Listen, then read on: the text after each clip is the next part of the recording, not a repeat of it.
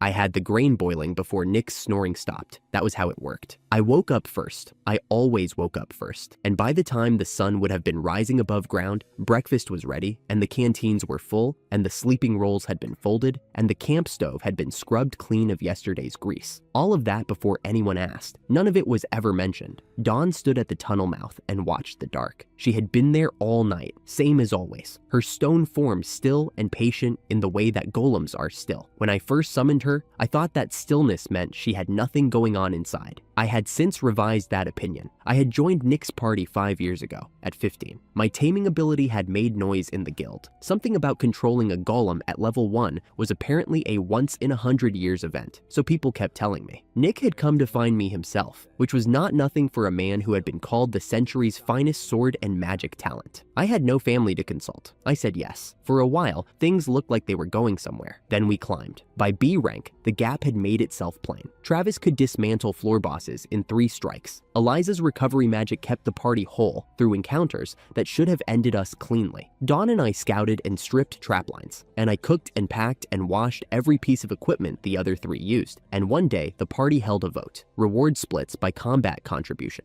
3-to-1 in favor. My share came out to 0. I asked once whether scouting counted as contribution. Travis told me to eat grass with my ugly golem if I did not like the arrangement. I had not asked again. There were a pair of adventurers at the guild, Jeremy and Matt, C rank, the kind of men who have strong opinions about everyone ranked above them. Pete the errand boy was very funny to them, the golem tamer who did the laundry. They told me once in front of a full common room that even the guild cook had more combat credit than I did, and the cook had never left the building. I spent the rest of that afternoon with my face down over the prep pots so no one could see it. I survived by collecting salvageable items with Dawn during each run. Scrap materials, minor drops, anything sellable enough to keep me in rations. Not a living, a way to continue not dying. The pot boiled. I set out 3 full portions and put the heel of bread, the end piece, the one no one wanted, off to the side for myself. Dawn came over from the tunnel mouth and looked at the portions and then at me. She made a sound in her throat. I am fine, I told her. She draped a blanket she had been carrying. I do not know when she picked it up, across my shoulders, and went back to her post. I ate my bread and thought that tomorrow would probably not be a good day. I thought that most days, and was usually right. Nick woke up and his first question was about the dishes. Not good morning, not how did the watch go. He came out of his sleeping roll, surveyed the camp, and asked whether I had finished the dishes from the night before. I had finished the dishes from the night before. I told him yes. He took his breakfast and sat down. Travis and Eliza were up a few minutes later. They talked to each other about what they planned to do with the reward from the level stone, which celebrations at the guild they would attend, what they would spend the advancement bonus on. Numbers moved between them that did not include me. I was not in that calculation and had not been for years. I ate my bread and kept my eyes on the fire. Eliza decided at some point that I had a certain look on my face, like I was the kind of man who had worked hard for 0 reward and wanted to say something about it. She noted this helpfully, as if doing me a favor by pointing it out. I said I had no complaints. Travis squared up at that. His arms were the width of my thigh each, roped with muscle from years of weapons heavier than I could lift, and he set them on his knees and told me to say that again so he could hear it properly. I kept my eyes on the fire. No complaints. Nick told everyone to be civil. The return trip would not be easy, and infighting helped nothing. Travis settled back. Eliza smiled at her bowl. I started packing the camp. That was when I saw the extra bags. 2 large supply sacks were sitting against Dawn's legs that had not been there at nightfall, already lashed to her frame. Someone had done it before I woke, or while my back was turned at the fire, heavily loaded, from the way they settled against the floor. Eliza saw me looking and explained, without any particular need to apologize, that those bags held the treasures she and Travis had gathered the day before. I was to be careful. I looked at Dawn. She was carrying her own gear, plus both new packs. Combined weight, I would not have asked a pack animal to carry. I offered to shift some of the load into my own pack. Dawn moved away from me. She was not going to allow that. I stopped arguing and got behind her instead, my hands under the bottom sack, taking pressure off her frame from below as we walked. Travis yelled at us to stop crawling and move. We reached the end of the corridor. Dawn stopped. Not a hesitation, a full stop, feet planted on the stone floor, a sound coming from low in her chest that I had not heard from her before, uncertain. Like the thing she was trying to warn me about was too large for any sound she knew how to make. I put my hand on the door ahead of us. Something was wrong on the other side.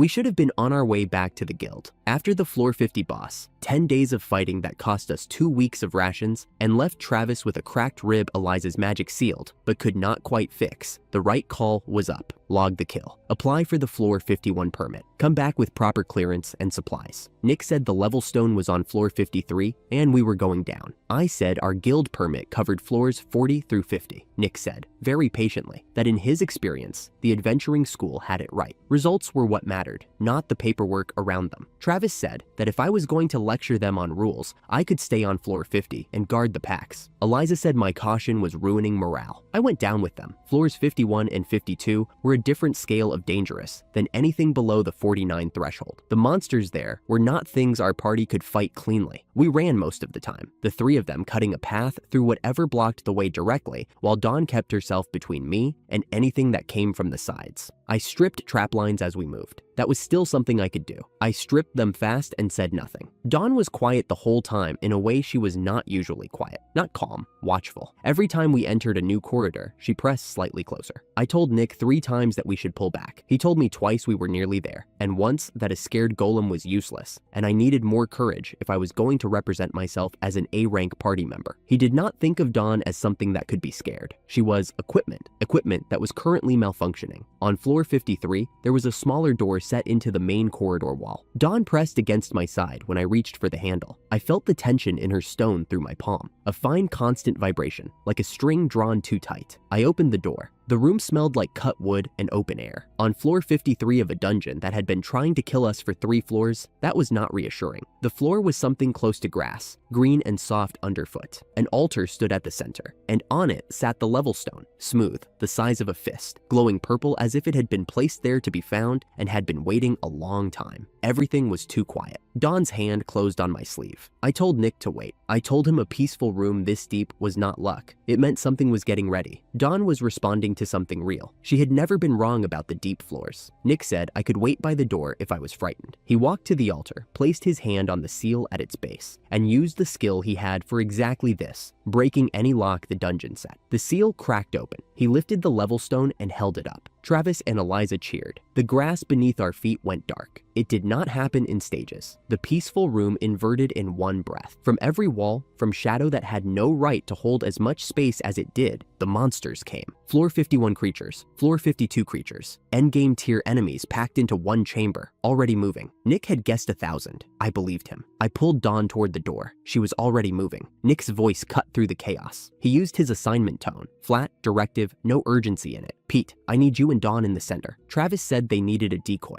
I understood then, not piece by piece, all of it at once, the whole shape of what this trip had been from the start. Nick had known this room would be a monster house, or had known enough to plan around the possibility. He had brought me here because I was the logical expendable. No combat value, no reward share, no one at the guild who would ask serious questions about an absence. He had kept me close for exactly this. I said no. I said it without raising my voice, because there was nowhere useful for anger to go in that room. Dawn had been beside me for 5 years, through every floor and every indignity. She was not a tool, and I was not going to send her into the center of 1,000 monsters so Nick could reach the exit. Nick listened the way he listened when he had already made his decision and was giving someone time to finish speaking. He said not to hold it against him. He said some things were just the way they were. The gray mist came down over me, and dawn like smoke with a destination. Hate Collector. I had not seen it cast before. I did not know what it looked like until the haze was already settling on my skin. This faintly visible gray that wrapped around me and dawn, and then, in perfect unison, turned 1,000 heads. Every creature in that room oriented to us at the same moment. 1,000 targets, each built from floors that had nearly killed 4 trained adventurers, all of them finding us. The mechanic was simple. The aggro was locked to my body. Moving meant pointing the entire swarm in the direction I moved. Standing still meant dying, standing still. Nick, Travis, and Eliza stood outside the lock. They could go wherever they chose. I opened my mouth. Eliza cast the sleep spell. Small translucent figures gathered at the edges of my vision. Wind fairies, the spellcasting tradition called them. She told me, laughing, that it would be a real waste if I managed to run off and spoil the setup now. She said it the way someone says something kind. The light went sideways. My knees hit the dungeon floor. I remember remember the texture of it, pale stone, fine-grained, coming up fast as the rest of me followed. My arms moved without my permission, reaching left toward where Dawn had been standing, fingers finding the worn stone of her leg. I could not hold anything that mattered. I held that. Travis said something about family, about how I had none, and how my dying here would not inconvenience anyone worth inconveniencing. He was laughing when he said it. Behind my eyelids, the sharp sound of a dungeon escape spell activating, a 2-person capacity that 3 people used somehow, and the resonance of that door closing from the other side of a wall. I tried to form words. Dawn's name. Take her. Take Dawn with you at least. Take Dawn. Nothing came out. The wind fairies were done. Then there was nothing at all. The silence woke me. A monster house does not go quiet on its own. I came back to consciousness already listening for the sound of something closing in and heard nothing. Dust in the air. The pulse of wall moss. My own heartbeat. I opened my eyes. Dawn stood over me. Every surface of her stone form was scored. Deep cuts across her shoulders where something had clawed through. Cracks running from her collarbone down the right side of her chest. A section of her forearm worn nearly to nothing. She had taken 1,000 monsters worth of punishment and was still standing, still on the same ground where I had gone down. She had fought them while I was unconscious. All of them. I sat up slowly. Whatever the sleep spell had done went deeper than just turning the body off. My limbs had opinions about being moved, and I had to override each one carefully. Eventually, I arrived at upright. The room was empty. The altar was still there. The level stone was not. I counted what I had. My own pack. 3 days of rations if I stretched them carefully. 1 canteen. Tools. No escape spell. Those were single use. And Nick had taken the only one in the party. No route I knew of back to the guild checkpoint. No idea how long I had been unconscious. I did not know if Nick had made it back. I did not know what story he had told. I did not know whether anyone was coming. What I knew was the mark of my own hands on the stone floor where I had fallen. The shape of fingers reaching for something to hold. Dawn's foot was still inside that reach. The voice came from somewhere between my ribs. Not from Dawn's throat, not from the room. From inside me. The way a sound you have half known for a long time will surface when everything else goes quiet. As if it had been waiting for exactly this moment to make itself heard. Pete, a girl's voice. Careful and warm. Like she had been holding that word for a long time and was not going to spend it carelessly. Can you hear me? I looked up at Dawn. Her eyes, stone eyes, the ones I had read nothing into for 5 years because golems did not have expressions, looked back at me the way a person looks at someone they are relieved to see still breathing. It is me, she said. There is something I need to show you. I sat on the floor of the 53rd dungeon level with no way out, 1,000 defeated monsters around me, and the person who had just told me she was real. I had no idea what to say. I said, okay. The space had no floor, or if it did, I could not feel it under me. There was just light, a white with no origin, no ceiling, no edges, and Dawn standing in the center of it, looking at me like she had been waiting for exactly this moment and had decided she was done waiting. I said, okay, she smiled. Not the small controlled tilt of expression I had learned to read on her stone face. A full smile, warm and unhurried. The kind you give someone at the end of a very long wait. I looked away first. She leaned in slightly. Open your status. I need to show you something. I had not opened my status screen in 2 years. Nick used to pull it up on his own tablet to check my carrying weight for the party manifest. That was the last time it had been relevant to anyone, including me, but my hands moved when I reached for it, and the interface materialized, a pane of translucent light that had no business existing in a place like this and apparently did not care. I read what was there. Level 35, stats in the ordinary range. A tamer who had never been in a real fight, and the numbers reflected it clearly. And at the bottom, where the skills column sat, nothing. No skills acquired. 5 years, and the system had found nothing worth recording in the combat column. That part I already knew.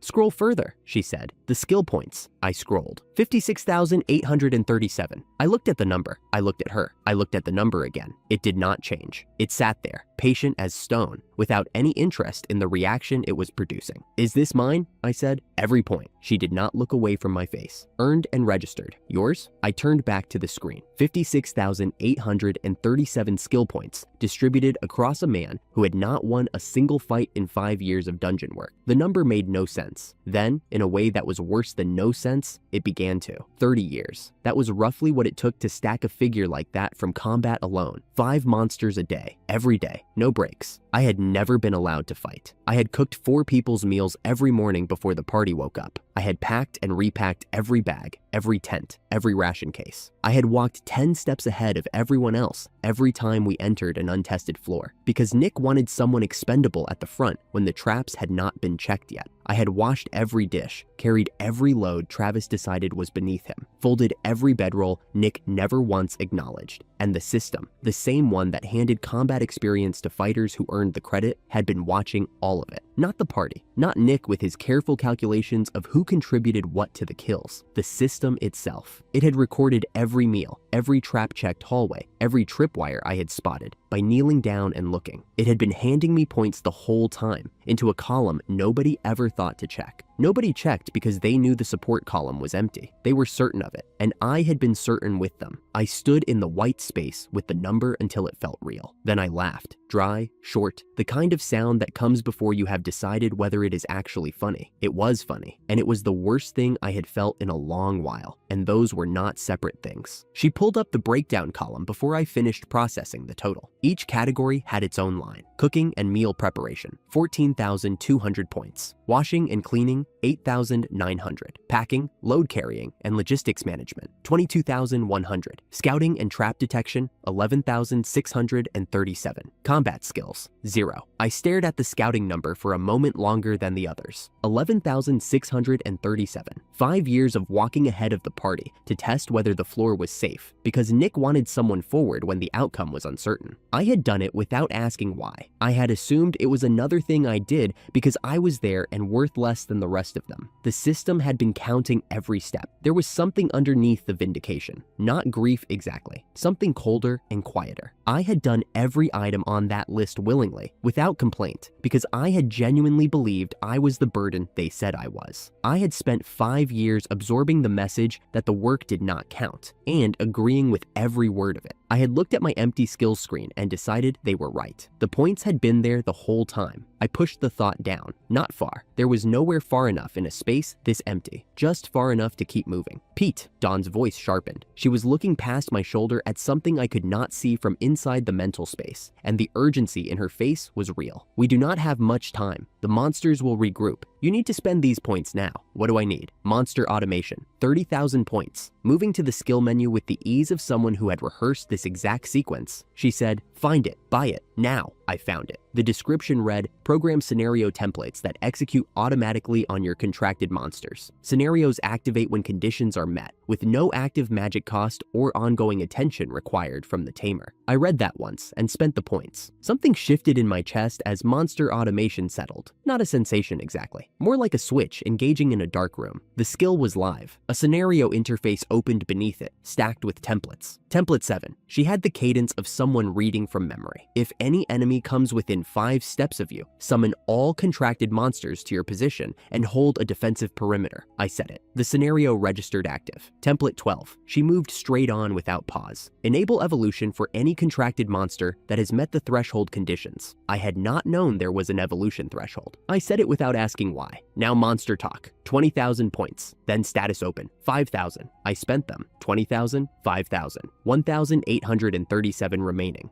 Dawn had known every exact cost without checking. She had been planning this purchase, in this exact order, for a very long time. I did not know what to do with that yet. She started to fade. Not like pain, not like falling. The edges of her first, the hem of her dress, the outline of her shoulder, then the substance, slow and even, the way fog lifts in sunlight. Her face was the last part to go, and her expression throughout the whole process was entirely calm. Dawn, the pinch scenario triggered, the way she said it, already made peace with. The monsters are close. I'm going back to hold them off. Don't, I will be right outside. Her voice was steady, and the smile was still there, even as the rest of her dissolved into the white. I have always been right outside. One hand lifted. A small, quiet wave. The white space took her. It held me alone for one breath. Then it let me go. The first thing I heard was nothing. After 1,000 monsters, nothing was the loudest thing I could have woken to. I was on my back on the altar chamber floor, looking up at that impossible ceiling, the amber dungeon light, the cutwood and open air smell that had no business existing this deep underground. And between me and the ceiling, 4 shapes stood in a ring close enough that I was looking up through them. Not stone, platinum. The stone golems I had carried in my monster box for 2 years had been gray and angular, rough-hewn shapes that read as tools before they read as anything else. What stood around me now was something entirely different, a pale metal, warm-toned, that caught the dungeon's ambient light and held it the way still water holds sky, taller by a fraction, proportions closer to human without being precisely human, and each one wore a small geometric mark on the forehead in a different color. The shapes of them were still, but nothing about them felt still. The one with the orange mark crouched down in front of me, close, and looked at me the way you look at someone you have been relieved about for a very long time. Finally, her voice was quiet and direct, and she let the words stand alone for a beat before the rest. Now I can protect you properly. I looked past her at the room, empty. The altar chamber floor was clean of everything that had been filling it. Every monster from the swarm, 1,000 of them, endgame tier, was gone. The grassland was undisturbed beyond faint marks. I would not have noticed if I had not known where to look. I did not know how long I had been unconscious. I did not know how they had done it. The one with the orange mark was Dawn. I knew that from the smile. I checked my magic points. 15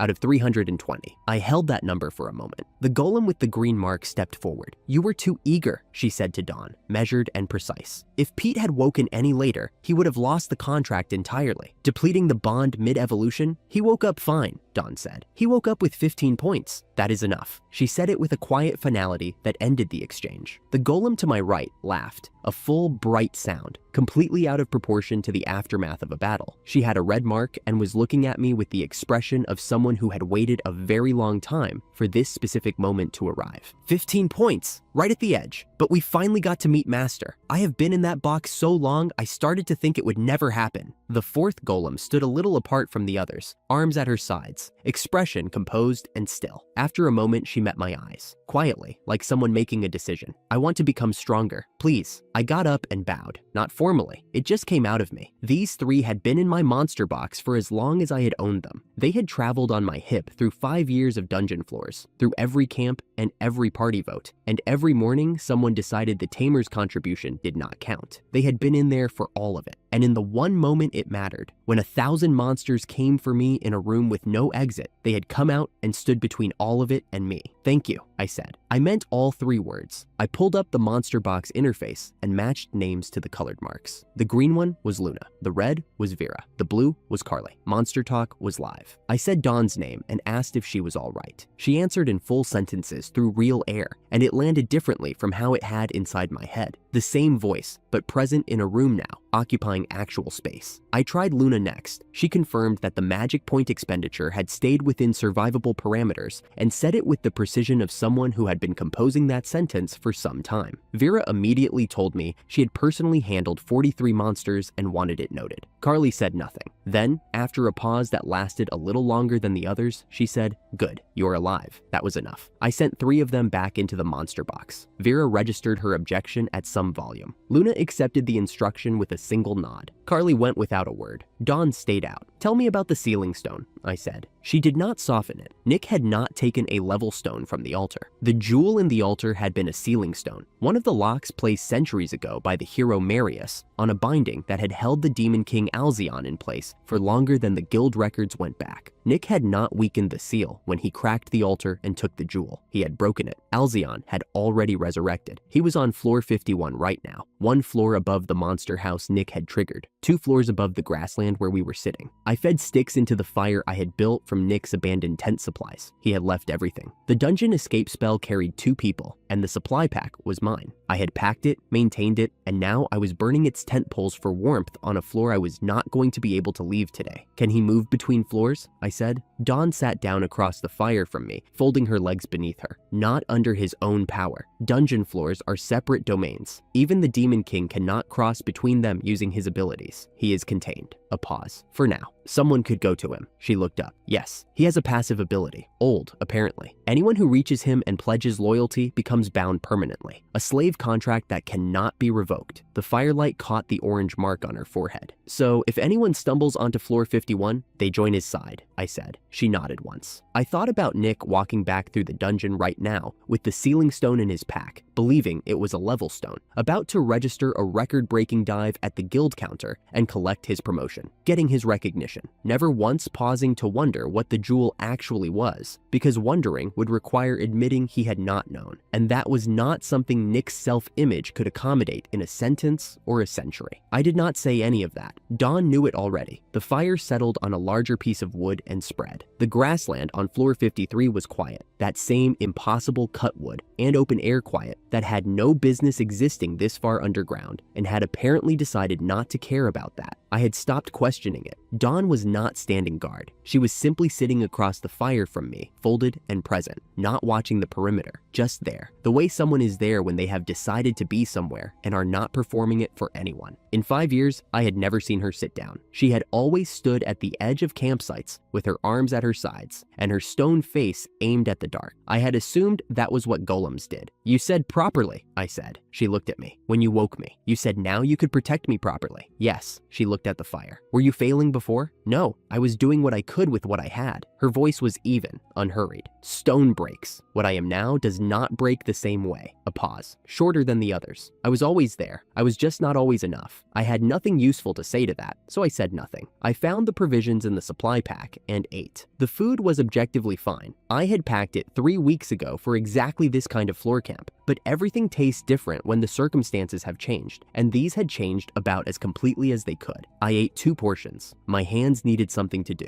1,837 skill points remaining. Monster automation running. 4 platinum golems available. Monster talk active. Status open active. 1 working defensive scenario. And a fire built from the tent poles of the person who had left me here. My magic points stood at 15 and would recover by morning if the dungeon's rest rules held. I had no exit I could use today. What I had was more than I had owned in 5 years. I was still adjusting to that fact. "We stay until my magic recovers," I said. "Then we cut through the monster house and start working our way up." Dawn looked at the fire for a moment. Then she looked at me. "Okay," she said. I recognized the word immediately. It was mine. She had borrowed it from the last thing I said to her. The only thing I had managed before the white space took everything and handed it back. I almost said something. I did not. The fire burned. The grassland stayed impossibly wide and open around us. Somewhere 2 floors above, a demon king was sitting in the dark, waiting for whoever came to find him first. Down here, on floor 53, I sat with a provision pack in my lap and a platinum golem across the fire, who had chosen, for reasons I still did not entirely understand, to stay. It was the most stable thing in my life. I held onto it. The fire burned. The grassland stayed impossibly wide and open around us. Somewhere 2 floors above, a demon king was sitting in the dark, waiting for whoever came to find him first. Down here on floor 53, I sat with a provision pack in my lap and a platinum golem across the fire who had chosen, for reasons I still did not entirely understand, to stay. It was the most stable thing in my life. I held onto it. Morning came. The dungeon's version. A slow brightening from above that I still hadn't traced to a source. And I opened the monster automation interface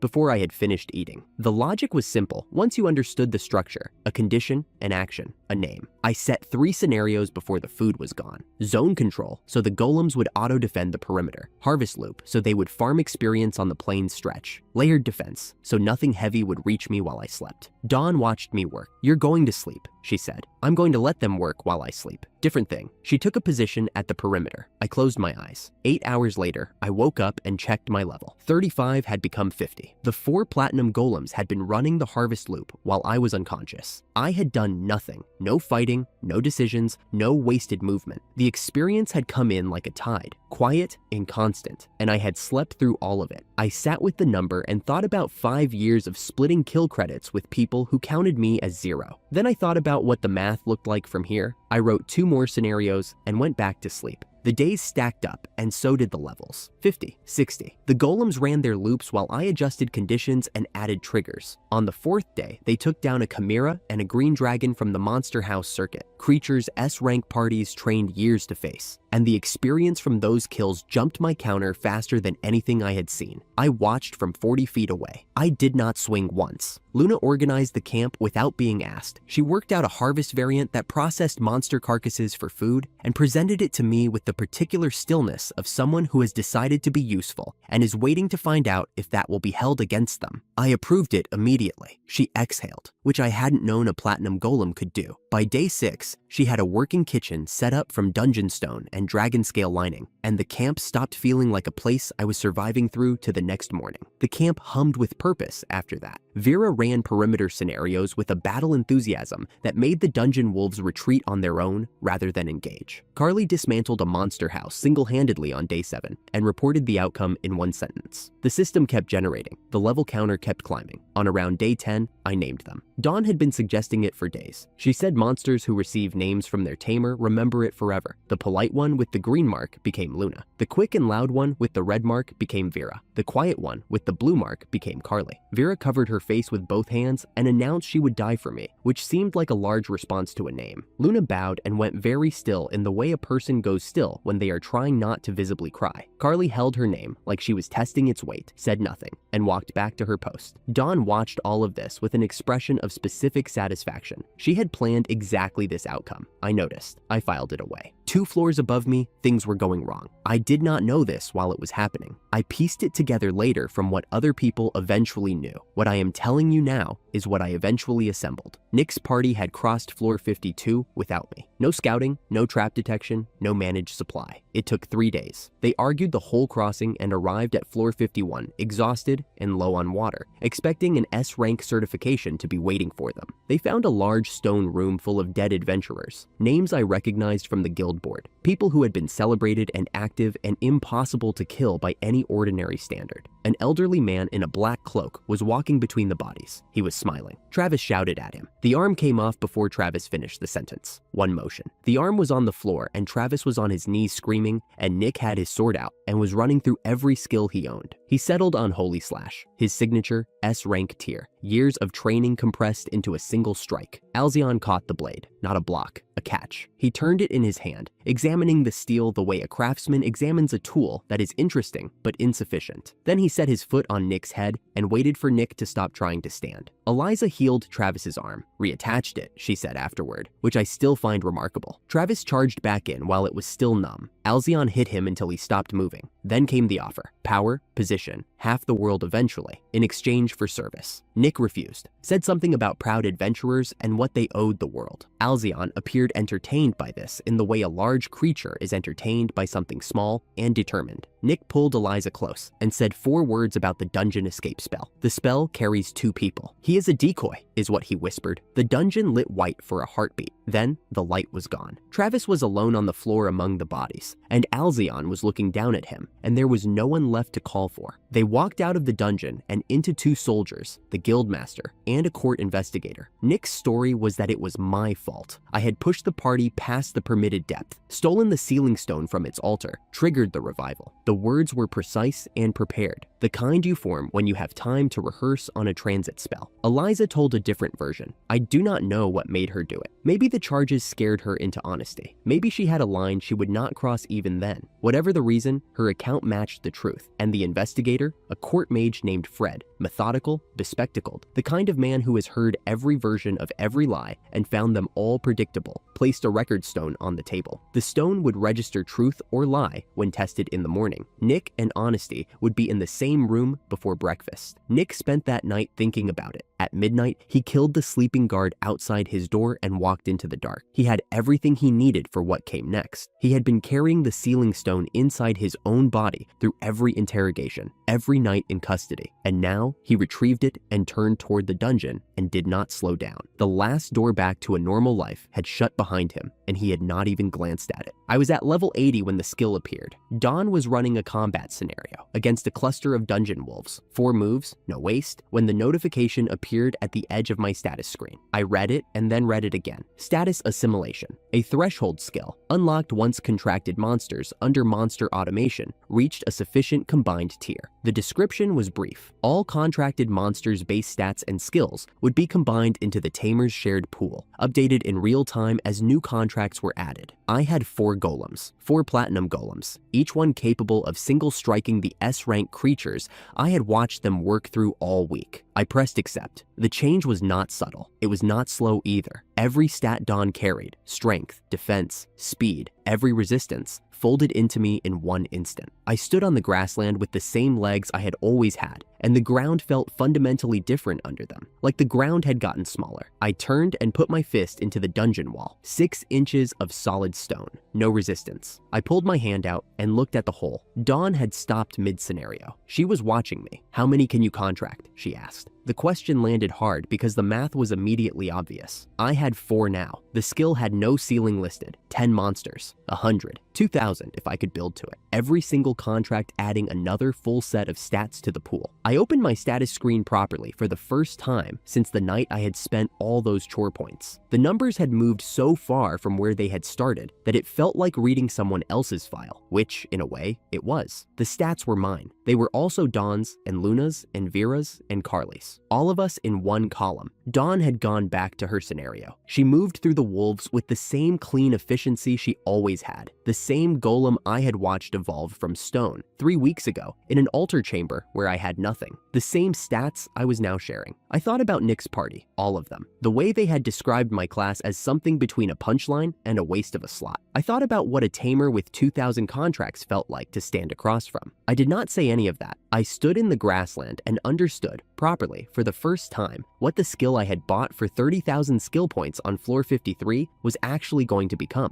Nick went back down. He walked past the guild cordon in the dark and descended through the floors he had just escaped, carrying the sealing stone and the specific determination of someone who has decided that power is worth whatever it costs. Alzion was waiting. He always seemed to be. Nick made the offer, the stone in exchange for what had been promised before. Alzion agreed without hesitation. The terms were simple. All Nick had to do was swear loyalty. Nick swore. The contract does not announce itself. No light, no seal, nothing to mark the moment. Alzion's ability converts sworn loyalty into permanent enslavement the instant the words leave your mouth. Nick finished the oath and felt something close in his chest that had not been there a moment before. He asked what had just happened. Alzion told him his first assignment instead. Nick walked out of that chamber wearing a leash he had knotted himself. He was carrying the power he had always wanted, and the full cost had come due the moment he reached for it. When I learned this later, I had to sit with it for a while. The man who had left me unconscious in a monster house to buy his own escape was now running assignments in someone else's trap. Certain, he was still the hero of his story. I did not feel sorry for him, but I kept the fact close. It seemed like the kind of thing worth understanding. I hit level 100 on a morning that felt like any other until I checked my status and the counter stopped moving. A global notification had gone out. I did not know it was global at the time. I only saw the threshold marker in the system text, closed the window before reading much of it, and went to find out what Luna had made for breakfast. Dragon steak. She had been saving the good cuts for a significant occasion and had apparently decided this was it. We ate. The dungeon light moved through its midday cycle and settled toward the long amber of its evening dim. The golems ran the perimeter scenario with the quiet efficiency that had become normal. Vera was working on some project with bones from the last 3 hunts and had not explained it yet. Dawn sat close, not talking, in the particular way she sat when she was fully satisfied with how things were going. Carly was a few steps apart from the group, seated on the grass, watching the tree line. "Are you going to leave?" she asked, not as an accusation, just the question, direct and plain.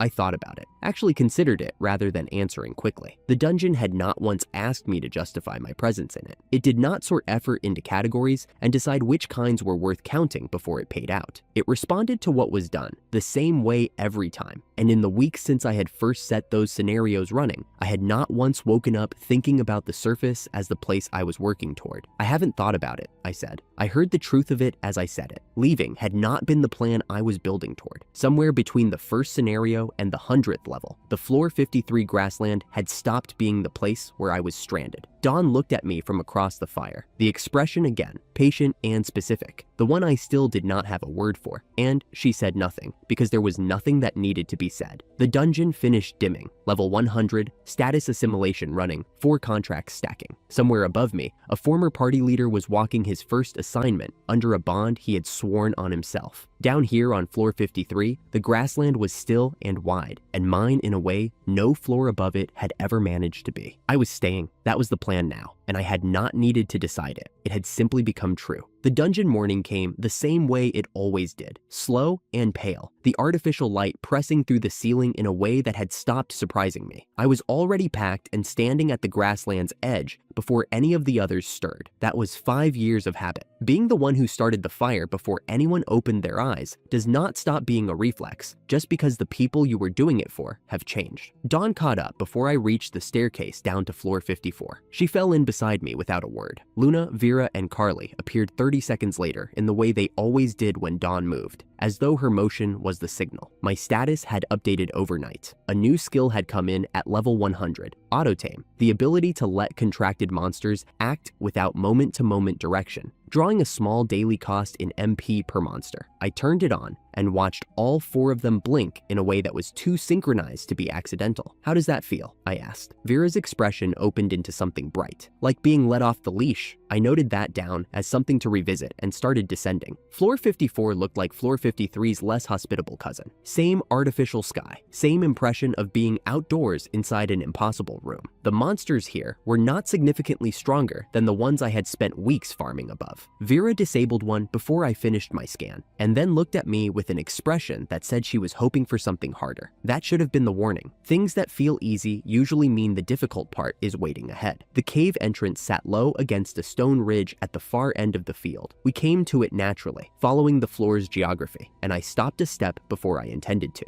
Dawn had already stopped. The air around the entrance was wrong in a way I could not name. Not a smell, not a sound, more like the sensation of standing at the edge of a drop. "Let's turn back," Dawn said. I was almost nodding when Vera said there was definitely something inside and walked through the entrance. Carly followed without a word. Luna said something sharp to both of them and then followed to make sure they did not get themselves killed. From inside the cave came screaming. I was already moving. Luna, Vera, and Carly were on the floor of the first chamber, slumped and scorched, the kind of damage that said magic resistance had not been enough. I stored all 3 in the monster box before I had finished identifying what did it. The answer was above me. A bat the size of a wagon, wings folded against the ceiling, eyes burning red. When it spoke, the voice was high and furious. It told me I was a servant of the Demon King, that I had destroyed its father's altar, that there was a chain seal deeper in the cave and I would not reach it. I started to respond. Then it fired. I learned the skill's name from my monster automation log 1 second later, after I stopped being blinded by it. White spark, a wall of light and heat dense enough to feel solid, aimed directly at my face. Dawn stepped in front of me. She took every bit of it. I heard the impact. When my sight returned, she was crumpled at my feet with the platinum surface of her arms cracked in a way I had never seen before. She said my name. She said she was glad I was safe. I stored her. The cave went quiet. The bat landed. It folded its wings and shrank in a way that was deeply uncomfortable to watch. And then it stood up as a small girl. Curly blonde hair, red eyes still burning, a black dress, and an expression that was caught between furious and something else. She was looking at the spot where Dawn had been. I stood still and let her finish looking. She announced she was going to fire again. This time, she would not miss. I asked for 30 seconds. She gave it to me, which told me more than she intended. I used those 30 seconds the only way that made sense. I told her she was the most powerful thing I had met since arriving in this dungeon, which was true. I told her that 3 platinum tier golems and a contracted companion that could level a floor had not survived one shot. Also true. I told her I was not anyone's servant, that I had been living on floor 53 for weeks alone, building something, not looking for a fight with anyone. She crossed her arms. She did not fire. I found my last camp ration bar in the side pocket of my pack and held it out. She stared at it for exactly 2 seconds, and then ate the entire thing in a single motion without looking away from me. More. I have more at home, I said. On floor 53, her wings shifted. There was a tail, small, dark, moving in a slow, involuntary arc that I had not noticed until now. She was working hard at looking unimpressed. I sat down on the cave floor and asked about the chain seal, about how long she had been here, about the hero who had placed it. The answers came out slowly at first, and then faster. She had been here for centuries, not as punishment, she said, and the speed with which she said it made clear this distinction mattered to her. The first hero had sealed her here to guard the seal while he went above. He had not wanted her to follow. He had thought she would get herself killed up there, so he had bound her here with the chain seal and told her he would return. He had not returned. I did not have a word for what that was, exactly. Someone had made a promise, and the centuries had just kept moving around her while she held her post. I had spent 5 years doing work that went unthanked. She had spent centuries. The comparison did not make my years seem smaller. It just made hers feel very large. She said his name the same way you say the name of someone you have been saying for a very long time and stopped expecting to hear back. Marius. I filed that name away. Why are you being kind to me? She asked. There was genuine suspicion in it, but underneath the suspicion, something quieter. I thought about it. I spent a long time being treated as something useful rather than someone real, I said. I have been thinking about that lately. I do not want to do it to anyone else. She looked at me for a long moment. The red in her eyes had cooled to something closer to amber. My name is Pippa, she said. Pete. Pete, she tested the word. I suppose I could come see this house. You can't, I said. The seal, her expression closed. Leave it to me. I kept my voice even. I have an idea. Monster automation could set conditions I had never tested in any manual. I opened the scenario builder in my head. The system had become second nature by then, and wrote the condition. If this monster agrees to form a contract, the effect, form the contract. I explained what it would mean. A mark on her forehead, the ability to be summoned, to eat where I was, to move beyond this chamber. People around her who would actually notice she was there. Pippa looked at the ceiling for a moment. Then, quietly, yes, the system activated. Light filled the cave, not the violent flash of white spark, something slower and more considered, like a door being opened from the other side. The contract read itself aloud in a voice that was almost mine, asking Pippa to acknowledge me as her tamer. She answered with a gravity that made it clear she had been waiting a long time to answer something that mattered. The light faded. A small pale purple mark appeared on her forehead between her curls. She looked at her hands, then at me. Can I eat now? Yes, I said. You can eat now. I led her out of the cave. She stopped at the threshold and stood there staring at the wide rocky field of floor 54, as though she had not expected to ever stand in it. Then she spread her wings and launched herself straight up and did a wide loop over the field, calling out about food at considerable volume. My monster automation log updated. New skills acquired. White spark, super detection, flight, human transformation. I held the second one in mind. A monster that could sense living things approaching from hundreds of meters in every direction was a better defense system than anything I had thought to build yet. I watched Pippa do another loop and noted it down. I released the others from the monster box once we were back on floor 53. The box had done what it always did, healed them as we traveled, erased the white spark damage. Luna looked at me and apologized. Vera said the cave had been completely worth it. Carly said nothing and stood close to my left side, which was her version of the same thing. Dawn was the last out. I did not say anything, and neither did she. She simply checked herself over, found everything repaired, and fell in beside me. Then I turned around and saw the house. Not the rough structure I had been sleeping in, something more. Proper walls, fitted planks, smooth planed and tight. A roof with a gentle pitch. A window with a level stone sill, and at the front, on actual hinges, a door. I stopped. We started the night of the evolution, Luna said, from behind me. We wanted it finished before you came back. I turned around. You didn't tell me. We wanted it to be ready first. Vera had sourced the timber. Carly had opened a quarry vein on floor 54 using a harvest loop scenario she had configured herself. Luna had done the fitting and the finishing. I had spent 5 years in a party where I built and maintained everything and no one noticed. These four had built me something and said nothing about it until it was done. I reached out and opened the door. The hinges were solid. Inside, the floor was level and the kitchen corner was already laid in stone. Something was cooking over a banked fire because Luna had started it before I arrived. Pippa landed on the roof above the eave with a sound like a very small impact. "This is yours?" she said, looking down. "Apparently," I said. I stepped inside. The door closed behind me. That was the first real door I had opened in weeks. We ate outside. Pippa had claimed the roof ridge and showed no interest in descending, so I brought a plate up to the eave level where I could hand things to her. She ate with the focused intensity of someone making up for a long backlog of missed meals. After a while, she looked down at me from the ridge. "Are you really a tamer?" she asked. "More or less," I said. She tilted her head. "Interesting. My father was a tamer too."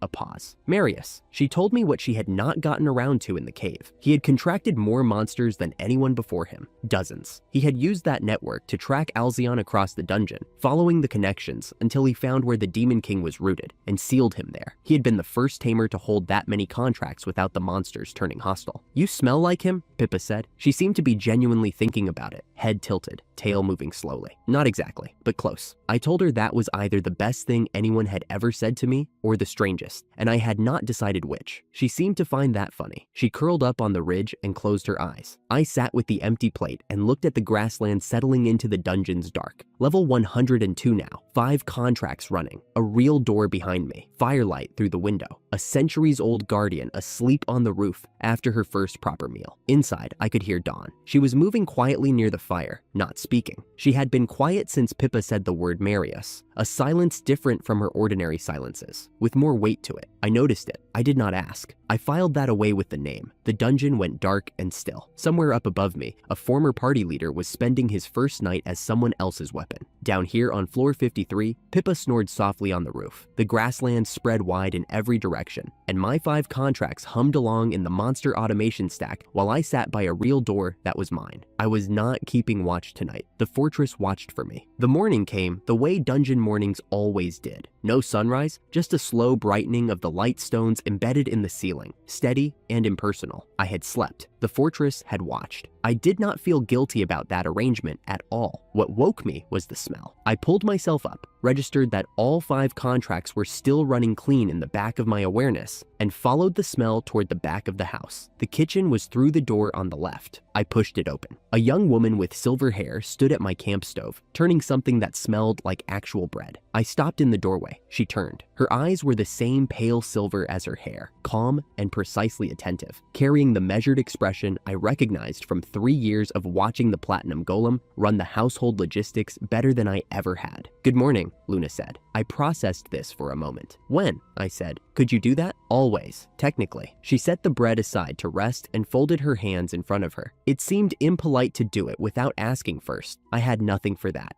"Why now?" She gave me the look she sometimes gave when she found a question straightforward. "Because this is a home," she said, "and homes are for people." I stood in the doorway a while longer than I needed to. Luna had not acted alone. Vera came in from the side room with hair the deep blue of still water and an expression of open delight at everything, which was exactly right for a golem who had spent the last several weeks kicking green dragons through walls. She announced that the bread smelled good, claimed a seat, and made herself at home. Carly was already at the table. Short dark green hair, the compact and quiet build I recognized even without the platinum surface. She had located the supply corner before I arrived and was eating something she had identified as acceptable. She glanced at me once and went back to eating. Dawn came last. She stepped through the house doorway in the mid-morning light, and I did not have words for it. I had heard her voice in my chest on floor 53 when I thought I was going to die, and I had watched her in golem form for months since then, and none of that had prepared me for the fact that she looked exactly like the voice sounded. Warm, precise, watching me with the same unhurried patience she had always had, as though she had exactly as much time as this required, and not one moment more. She asked if I was going to say something. I told her I did not know what to say. "That's fine," she said. She went to help Luna. I sat down. Vera immediately claimed the better half of the bread. I did not intervene. I was still working on finding something to do with my hands. There was one more thing to learn about the human forms that morning. The transformation was the appearance. The statistics were not. This became clear when Dawn passed me a cup of tea, with what she later described quite seriously as a gentle hand. I hit the back wall fast enough that the cup went in the other direction entirely. I sat up on the wooden floor and looked at the dent I had made in the planking. Then I looked at Dawn. She was hovering over me with an expression I had never seen on a golem before, somewhere between genuine alarm and something very close to mortification. "I'm fine," I said. This was optimistic. Point taken. She helped me to my feet. Her grip this time was careful, which meant I moved at approximately the speed a person intends to move rather than the speed of a thrown object. I filed the information.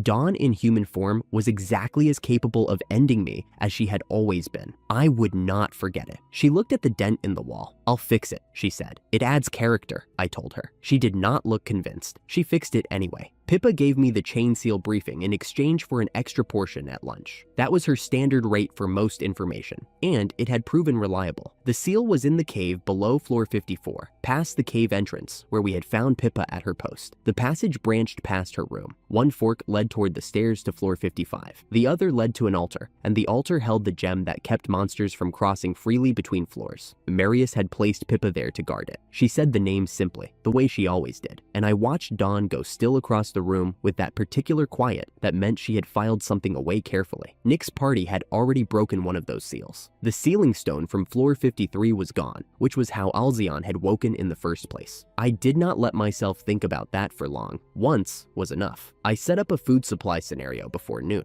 Condition: food stores drop below minimum. Objective: hunt until restocked. Execute without requiring direct input from me. Carly and Vera received this assignment with the enthusiasm of two people who had been waiting for exactly this kind of permission. Luna took a stone hauling assignment to floor 54. The perimeter expansion I had been mentally filing under eventually was moving from eventually to soon. Then I went to the monster house. Carly and Vera had beaten me there. The evidence was the pile. I stood in the monster house entrance and watched the room being cleared at a pace that left the surviving monsters pressing themselves into the far walls. In the corner farthest from Vera, two skeleton monsters, tall with the look of things that had been stationary guards for a very long time, were making themselves as small as possible. I crossed the room at Pippa's borrowed speed. The skeletons registered my arrival the same way they registered everything else in the room, as another threat they had not planned for. I told them I had not come to fight them. I had come to offer them a contract instead. The braver one looked at me. Then he looked at Vera, who had just put a green dragon through a wall with what appeared to be moderate effort. He announced firmly that a gamble on a human was better than the alternative the room was currently demonstrating. His companion took slightly longer to reach the same conclusion. Both of them made the right call in the end. I named them. Guy received his name immediately and seemed genuinely pleased about it, which I had not expected. Kotsu accepted his a moment later with the air of someone who had already decided this was survivable. I assigned them to floor 54, to the place where Pippa had stood for 200 years. The monster automation scenario was straightforward. If any person approached the chain seal, detain them. Not destroy, detain. I needed notice, not a casualty. The skills I gained from the contracts added another line to my status window. Sword technique at intermediate level, a death whisper magic application I had no immediate use for, and Ice Blade. The window had gotten long enough that I had stopped reading it all the way through, level 104. My strength stat had crossed a number I found faintly absurd for someone whose primary job had been chopping vegetables and washing dishes until 6 months ago. I had the physical profile of something considerably more dangerous than I looked, which was at least efficient. By the end of the month, I had 150 contracted monsters. The Green Dragons had negotiated as a collective. Their representative, a large and methodical dragon who introduced himself as Glenn, had 3 conditions: territorial boundaries, access to the upper hunting grounds, and food quality standards that he outlined in specific detail. I agreed to all 3. Glenn declared himself satisfied, and that was how I ended up with 32 dragons under contract in a single afternoon. The Hell Grizzlies wanted to discuss the food supply before anything else. I walked their representative, a grizzly named Riley, who had apparently been thinking about this for a while, through the food supply scenario. Riley said it was a better arrangement than fighting the dungeon alone. The Grizzlies signed. The Chimera Lords joined mainly out of curiosity. I chose not to examine that too carefully. Status assimilation ran across all 150 contracts simultaneously. The skill pooled a fraction of every contracted monster's strength, speed, defense, and physical stats into the shared line. A single fraction was small. 150 fractions was not. My strength stat had crossed a number I could not say without feeling faintly absurd. My defense had followed. I had the physical profile of something that should not move quietly, yet somehow still did. Luna served dinner as the artificial dusk settled across the grassland. 150 monsters does not fit inside a house, so the meal spread out across the open ground. The Hell Grizzlies in rows along the eastern edge, the Green Dragons in the higher terraces near the ceiling stones, the Chimera Lords scattered in small groups, still watching with something that read as academic interest. The automation scenarios distributed portions by species and by location. It ran without me. I was still mildly surprised every time that happened. Pippa had finished before most people had started. Vera was working on her second portion. Carly ate steadily and said nothing. Dawn sat beside me in the grass. Our shoulders were close enough that I could have said something about it. I passed her the last of the bread instead. She accepted it. We watched the grassland settle into evening, and I thought, 150. A meal? A door. This was what I had built with 5 years of chores and 6 months of crawling up from floor 53. What I learned about Nick, I learned later. It came in pieces. A rumor from a guild trader who had passed through. Something in the edge of Pippa's long-range detection that read wrong for a few days and then went quiet. A report that reached me weeks after the fact through channels I had not realized I had. By the time I had assembled it, it did not surprise me. But the order matters. Nick went back to Alzion carrying the level stone from floor 53. The sealing stone, the one his party had stolen. The one whose absence had woken the Demon King in the first place. He offered it to Alzion as a gift, a token of friendship, he apparently called it. What Nick intended was to use the gesture to buy proximity while he waited for the guild's S-rank adventurers to arrive, weaken Alzion, and give Nick the opening to perform the sealing himself. He would have been the hero who ended a Demon King. He had probably been rehearsing what to say at the ceremony. Alzion saw the move. Nick did not see Alzion seeing it. Nick pledged his loyalty, called Alzion a god. The slave contract activated the moment he said it, a skill Alzion had carried for centuries, one that converted sworn devotion into a binding that could not be undone. The mark on Nick's forehead was already burning before he understood what he had agreed to.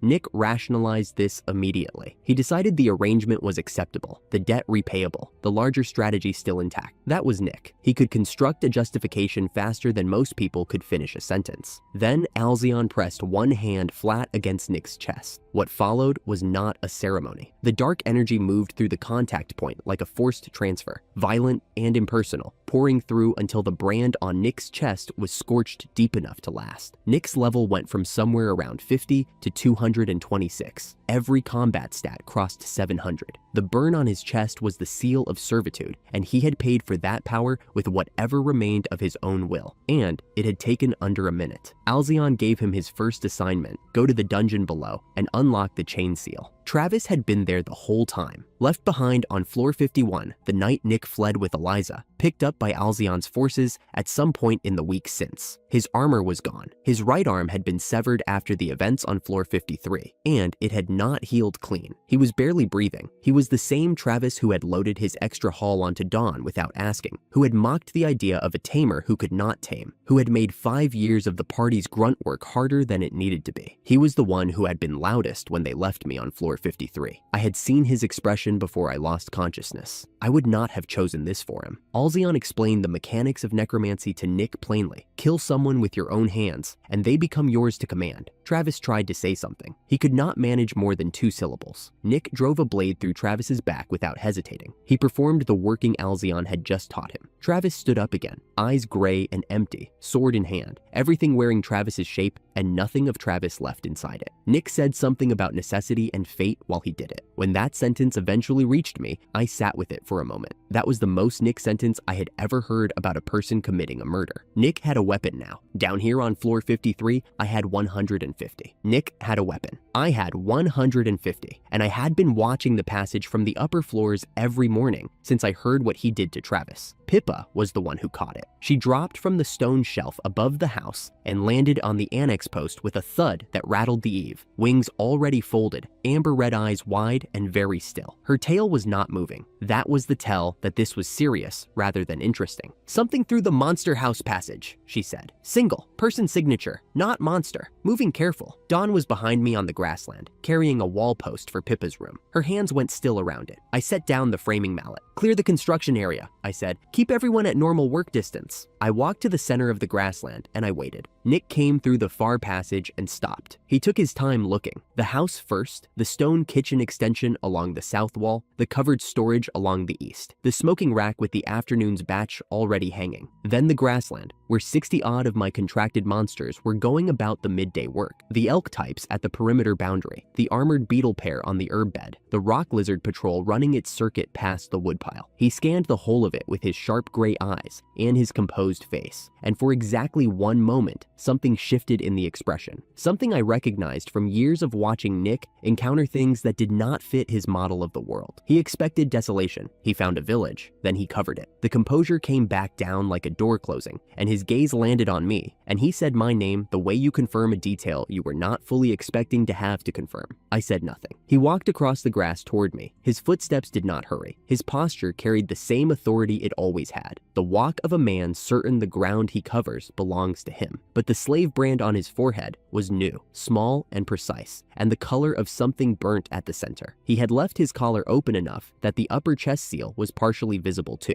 I waited. Dawn came to stand beside me as Nick reached the edge of the grass in front of the house. His eyes went to her first. Not the way someone looks at an unknown, the way someone looks at a thing they are assessing for potential use. He made a comment about golems in human form and their appropriate applications. I am not going to set the full sentence down because it is not worth the space, but the substance of it was dehumanizing in a way that took some deliberate effort to construct. I stepped in front of Dawn before I knew I was moving. Nick's eyes came back to me. There was the first genuine amusement I had seen from him since he arrived. He noted, pleasantly, that my golem had evidently done something to my instincts. "You have 90 seconds, I said. "Whatever you came to say," he told me. He said that circumstances had changed considerably. He said he was operating under new authority, a source of power that made the old guild rankings irrelevant, and that he had a specific objective involving the lower floors. He said that he was extending me an offer of cooperation, that there was a place for someone with my skills within the structure he was building, and that I should think carefully about what I was declining. "No," I said. He looked at me with something approaching patience. He said I did not understand the scale of what I was saying no to.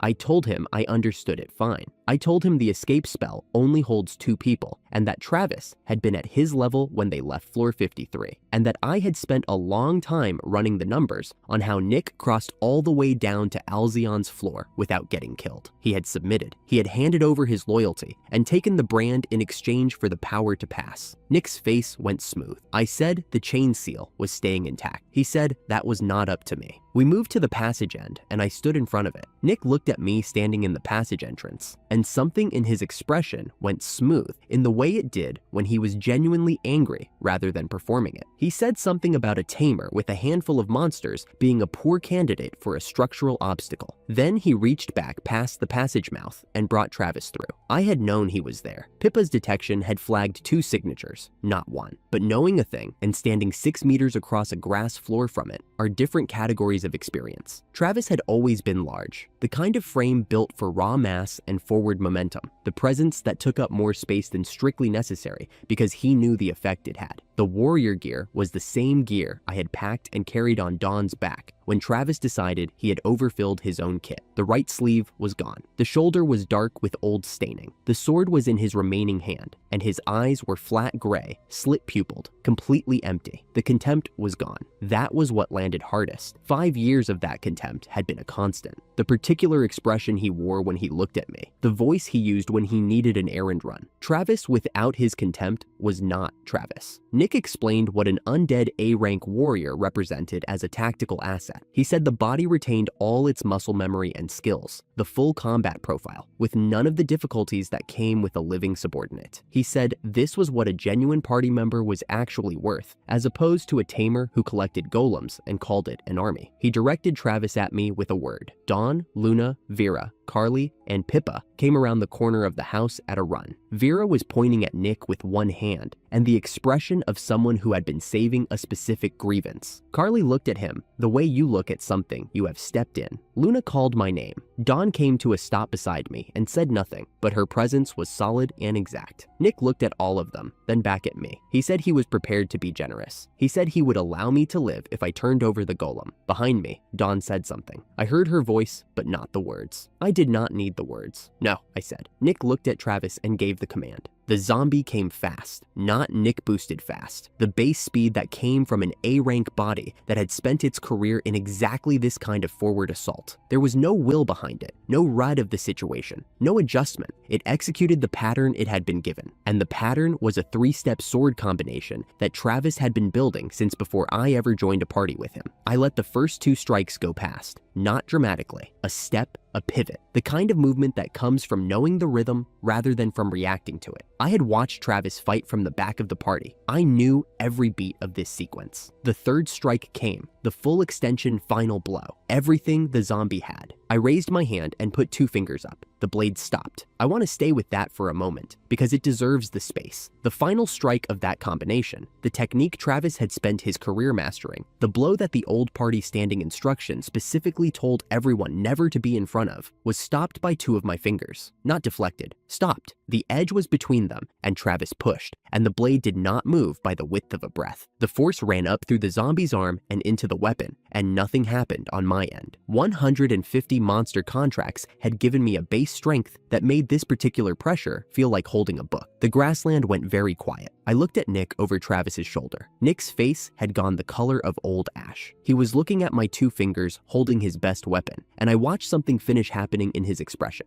an understanding arriving that could not be made to unarrive. I thought about Travis, not the one in front of me, the original man, the one who had laughed on floor 53 while Eliza's spell was pulling me under, who had loaded his extra gear onto Dawn without asking and called it convenient, who had spent his career making sure I understood exactly what he thought of me. That person was already gone before Nick brought what remained here. What was in front of me was the shape of him and the skill set of him with everything that had actually been Travis. The contempt, the laughter, the specific way he took up space on purpose, removed and replaced with nothing. I am not sure how I felt about that. Not relieved, not satisfied. Something quieter and colder than either. As a mercy, I said, low enough that only the 3 of us could hear. I'll free you from the suffering of being a scumbag slave. I closed my hand. The sword broke. The body blow came after. One strike, aimed at the center, with the full weight of 150 contracts behind it. The impact was not loud. It was precise and contained, and it went through the zombie's frame the way a key goes through a lock. Travis ceased. He did not fall with drama. He was there, and then he was still, and then he was not a functioning thing anymore. The grassland was quiet enough that I could hear the rock lizards at the perimeter continuing their circuit 30 meters away. Nick took a step backward. He did not say anything for a moment. Nick, who always had the correct sentence available, who had spent his life being articulate about whatever he was taking from people, had run out of sentences. Then he found one. He said, "I would regret this." He delivered the words with exactly the cadence of someone who prepared a line and is deploying it because nothing else is available. Then he turned and walked for the passage. I let him go. There was nothing to say back. The hierarchy had been stated in the plainest possible language, and he had heard it, and the only remaining item was the exit. Pippa landed beside me and looked up at my face, then at the tunnel. "Should we chase him?" she asked. "No," I said. "He already knows where we live. Following him accomplishes nothing." Her tail flicked once. She looked at the passage opening. "What does he tell the thing below about what he found here?" I had been thinking about that since before Nick arrived. "Something," I said. "We will know what when it comes back." I called to Nick before the passage swallowed him. I told him to take what he had brought with him. He did not stop walking. After a moment, dark mist curled back from the passage mouth, and the remains of what had been Travis pulled toward it and disappeared. I stood looking at the empty grass where they had been. Nothing resolved in my chest. I turned back toward the grassland. Luna, Vera, Carly, and Pippa converged on me before I covered half the distance back. Vera talked at considerable length about the 2-finger moment specifically. She said she had noted it and would be referencing it frequently in the near future. Carly looked at me with the steady pale gaze that conveyed the same content as Vera's paragraph in 4 words, then delivered those 4 words. Luna put her hand on my arm in the composed way she expressed most things and said she was very glad I was safe. I said I was fine. Physically, nothing had touched me. Then I noticed Dawn was not in the group. She was standing about 15 meters toward the house, just past the kitchen extension wall, with her back partially turned and her shoulders at the angle they went when she was holding something in. I told the others I would be a moment and walked over. She turned when I reached her. Her eyes were wet, the pale gray of them, unchanged through every form I had ever known her in. Stone and platinum and the warm interior projection, and now this face. And her jaw was set the way it got when she was working hard at keeping her voice even. "Why?" she said. "Didn't you use me?" Her voice was steady except for where it was not. I did not have a quick answer. I had gone in alone because I could. The combined weight of my contracts had made Travis's best skill a manageable problem, and it had felt obvious that I should handle it. And I had not thought carefully about what standing back meant for the person 10 meters away who had been waiting to be called. Dawn told me what it had been like. She described watching me catch that blade and deliver that blow and being completely unable to reach me. Not because I had ordered her back, but because no command had come. She said that if Nick returned with something worse next time, something I could not hold between 2 fingers, and she was still standing there because I had not called for her, she did not finish the sentence. I thought about floor 53 in the first hours after I woke up. The voice in the dark. The voice that had told me to spend the points before the monsters arrived. The golem that had been in my monster box for 5 years while the party told me she was decorative and useless. That had answered every summons I ever sent. That had stood between me and 1,000 monsters while I was still too disoriented to stand up. She had said something to me in that darkness. I had been scared and barely coherent, and she had said, "Do not worry, I will protect you." She had been keeping that. "I'm sorry," I said, plain, no dressing. The sound she made was not quite a sob. She pressed her face against my shoulder, and I put my arm around her and held on. The dungeon light continued its slow shift into the evening register, the overhead glow moving from flat white to something cooler and amber. The perimeter monsters ran their circuits without interruption. From the kitchen came the sound of Luna restarting the fire. After a while, standing there with Dawn's face against my shoulder, while the dungeon settled into its evening quiet, I thought about Travis. Not the zombie, the original man, the loud, contemptuous one who had made sure for years that I understood exactly what he thought of me. He had been awful. He had earned every cold thing I ever thought about him, but he deserved to go out as himself, as the specific, difficult, oversized person he was, not as a weapon wearing his face for someone else's purpose. He deserved to have his own ending. That was what Nick had taken from him last, not his life. That was settled before they arrived here. The final chapter of who Travis was. Nick had written that chapter, not Travis. Luna called from the kitchen that dinner was ready. I looked one more time at the passage in the far stone wall where Nick had disappeared, and I thought he was shaken and he had no wins today, and he would go back to the thing that owned him and report, and whatever came back would be larger. The first payment on what was owed had landed. The full balance was still outstanding, and I knew it, and the knowing did not feel like something I was in a hurry about. I turned away from the passage. I walked home. And I slept. And in the morning, the plan was already running in my head before I was fully awake. Nick had retreated intact. He had gone back to the thing that owned him, and by now, he had reported everything. My combat output, the catch, the single hit finish, the fact that I had not chased. Whatever came next would be calibrated to that report. A wooden house on an open floor was not a defensible position. I needed walls. I waited until everyone was awake, then announced we were building a fortress. Pippa, who had been eating smoked meat with both hands, stopped mid-bite. "A fortress," she said very slowly. "Is that a food?" Luna set her ladle down without comment. I explained. A fortress was a stone structure with walls and a moat, and a gate, not edible, designed to keep attackers out rather than guests fed. Pippa's tail went limp in real time. The expression that followed was the specific one of someone who had hoped a promising word would contain a meal. "Pete-san," she said, "that is not delicious. When the fortress is done," I told her, "I will cook everything you ask for." Her tail rose immediately. Vera made a fist. Carly nodded once. Luna was already asking what materials I needed. I had my workforce. What I did not yet have was enough labor to move stone. I solved the labor problem by going to the monster house alone. A monster house on floor 53 held somewhere between 500 and 1,000 residents at any given time, and none of them were expecting company. I went in at full combat weight, 150 contracts stacked into my stats, and moved through the interior, making the point as directly as I could. Approximately 100 of them did not survive the demonstration. The survivors received the offer, joined the contract, or received the same treatment they had just watched. They were practical. One of them asked, before formally surrendering, whether there were baths. I said yes. He joined immediately. The rest followed in short order. I walked out with 250 new contracts, a scouting title I had not been aiming for, and a full assault skill I noted and filed away for later. Dawn was waiting at the entrance. She looked me over once. "Uninjured," she said. "Yes, good." She fell in beside me without another word, and we walked back toward the grassland. The barbecue was the most effective diplomatic operation I had ever run, and all it required was the thing I had been doing for 5 years without credit. We set up on the widest open stretch of the grassland and lit a fire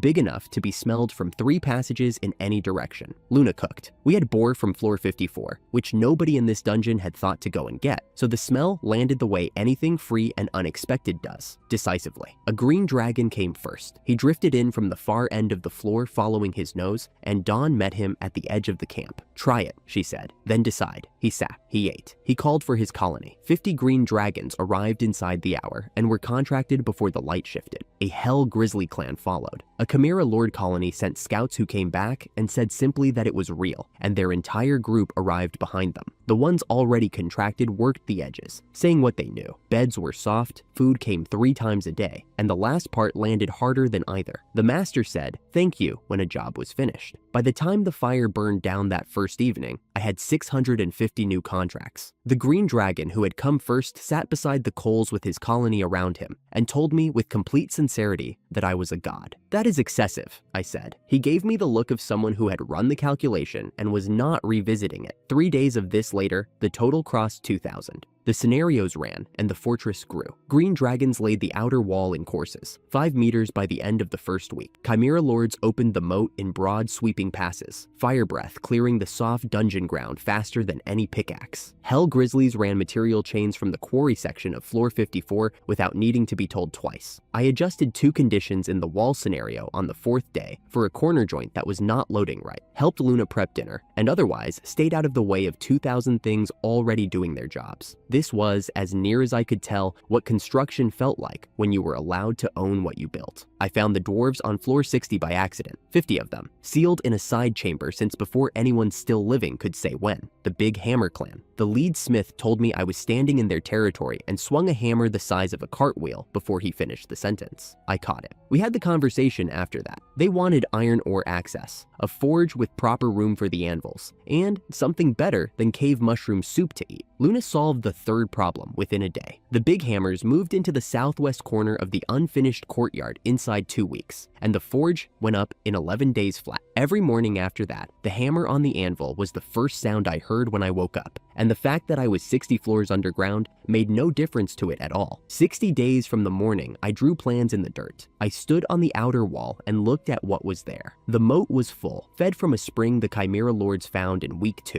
cold and clear, and about 4 meters across. The forge torches at the south end reflected in it. The outer wall ran the full perimeter, 8 meters at the corner towers we had added, when 2 green dragon crews got competitive about who was building the tallest section. The drawbridge was up. The forge glowed steady at the far end of the courtyard, the big hammers on their evening shift, the hammer ringing once every few seconds through the dungeon air, like a clock that knew exactly what it was for. Below me, on the grassland that had been empty when I first arrived with nothing but a wooden house and a contract list starting at 1, 2,000 monsters went about their evening routines. Combat scenarios in the east field, the mess hall lit from the inside, groups sitting in the wide dungeon dark in quiet clusters, low voices carrying across the open ground. One wooden house had become 20, a forge, a kitchen the size of a proper inn, a granary, a gate, a drawbridge, a moat that nothing was crossing without permission. From 5 years of washing dishes and being told I contributed nothing, I had built all of this. I stood there long enough that Luna's kitchen light came on below, and the smell of dinner reached the wall. Then I turned back toward the stairs. The archway was between the 2 northern watchtowers, and it had not been there yesterday. I was certain of that. I had walked this section twice the previous afternoon, checking the mortar joints on the north corner, and there had been nothing between the towers but flat wall. Tonight, there was a carved arch of dressed stone, fitted without a visible seam, glowing at its edges in a steady silver blue that had no torch behind it. Dawn had followed me up from the kitchen stairwell. She looked at the arch, then at me. "You crossed 1,000 contracts 2 weeks ago," she said. "What does that have to do with an archway?" "It is a dungeon tunnel, 1 passage per day, 30 minutes. The holder and 1 other person. The dungeon opens one when the contract count crosses the threshold. The skill cost points to activate, and you had them." I checked my status. The skill was there, already active. 100,000 points spent. I had crossed that count without noticing, and the dungeon had spent them for me. Below the arch, set into a small stone pedestal at its base, was a silver pendant on a short chain. Simple work. A crest pressed into the face that I did not recognize. Pippa dropped onto my shoulder from the wall above without warning. She was looking at the pendant the way she looked at things she had been watching for a long time. "That was always there," she said. "You just could not see it before the dungeon accepted you." "What is it?" She tilted her small head. "How the dungeon marks its master. Dungeon number 16. A pause. "It has been waiting for the right holder. Now it has one." I lifted the pendant by the chain. The crest was old. Not a guild mark. Not anything from the registry. Someone had placed it here for whoever came eventually. I did not know yet who that had been. "Tomorrow," I said. "I want to visit the guild." Dawn looked at the archway, then back at me. "Then, I am coming." I put the pendant in my pocket. The arch glowed behind us in quiet silver lines. Nick was up there. The guild was up there. Whatever the last 6 months had done was up there. The only way to know was to go. The arch deposited us in an alley I had never seen from the outside. One moment, dungeon stone and silver light. The next, a wedge of morning sky, and the smell of bread baking somewhere a street over, and a cat on a crate staring at us with the particular disdain of something that has decided we are beneath explanation. My eyes took a few seconds to adjust. The light was too spread out, coming from everywhere at once instead of from lanterns and torch moss. I had forgotten that was how surface light worked. Dawn put her hand lightly on my arm. "All right," I said. It was not a complete sentence, but she understood it. She fell into step beside me as I came out of the alley and turned toward the guild's main entrance. The pendant sat in my pocket. Behind us, 2,000 contracts held steady. Everything I had built in 6 months was exactly where I had left it. I pushed open the front door. The hall went quiet in sections, not all at once. It died from the doorway inward, the way a fire goes out from the edges. I kept my pace even and moved toward the reception desk. I had learned in the dungeon that the key to walking into a room of uncertain reaction was to commit to a direction and maintain speed. It prevented the kind of pause that invited a room to decide how it felt about you before you had done anything. I let the silence fill in behind me. There were perhaps 30 adventurers in the hall, a few eating, a few sorting gear, most of them now watching us instead. I noticed Eliza before she noticed me. She was alone at a table near the east wall. The table had not been empty long. 2 chairs pushed out at awkward angles, cups still there, but no one in them. She was holding a piece of paper and staring at it without reading it. The stare had the blank quality of someone who had run out of things to tell herself and was waiting for a new thought to arrive. Nobody in the room was approaching her. Nobody was looking at her either, in the pointed way that people do not look at something they have collectively decided to ignore. She had walked into guild halls for 5 years and had them rearrange themselves around her. The hall had not rearranged itself. I looked away before she looked up and crossed to the reception desk. Amy was behind the counter filling in a ledger. Some instinct made her raise her head, and she stopped filling in the ledger. "Pete," she said, then quieter. "You are alive." "Most of me," I said. "Is Daniel in?" Her eyes moved to Dawn. Dawn had that effect. People adjusted to a new idea of what they thought they were looking at, then needed a moment before they could continue. Amy adjusted her glasses. She said she would go find the guildmaster immediately. I had been standing at the desk maybe 40 seconds when a large hand clamped onto my shoulder from behind. Not a grab. The particular grip that communicates an entire history between 2 people before either of them speaks. Daniel turned me around and looked at me the way you look at something you have been worried about for a long time. His beard was whiter than I remembered. His eyes were the same. "I thought I was done for too," I said. Dawn got me through. He looked past me at Dawn. She met his gaze and held it without moving. Something passed between them that I was not entirely part of. Then he raised one hand toward Amy, who was already reaching for her coat. "Get Fred, now, the palace." She was out the door before he finished saying it. Fred arrived in under 20 minutes. I had expected the kind of institutional delay that eats entire afternoons, the kind I had observed from the hallway for 5 years, being told to wait while the people who mattered talked. Instead, Fred walked in with the unhurried efficiency of a man whose schedule is organized by priority rather than by time. He sat across from me and waited, so I told him everything, every detail in order, the way you tell someone who will catch you if you leave anything out. Nick's skill locking every monster in that room onto me and Dawn.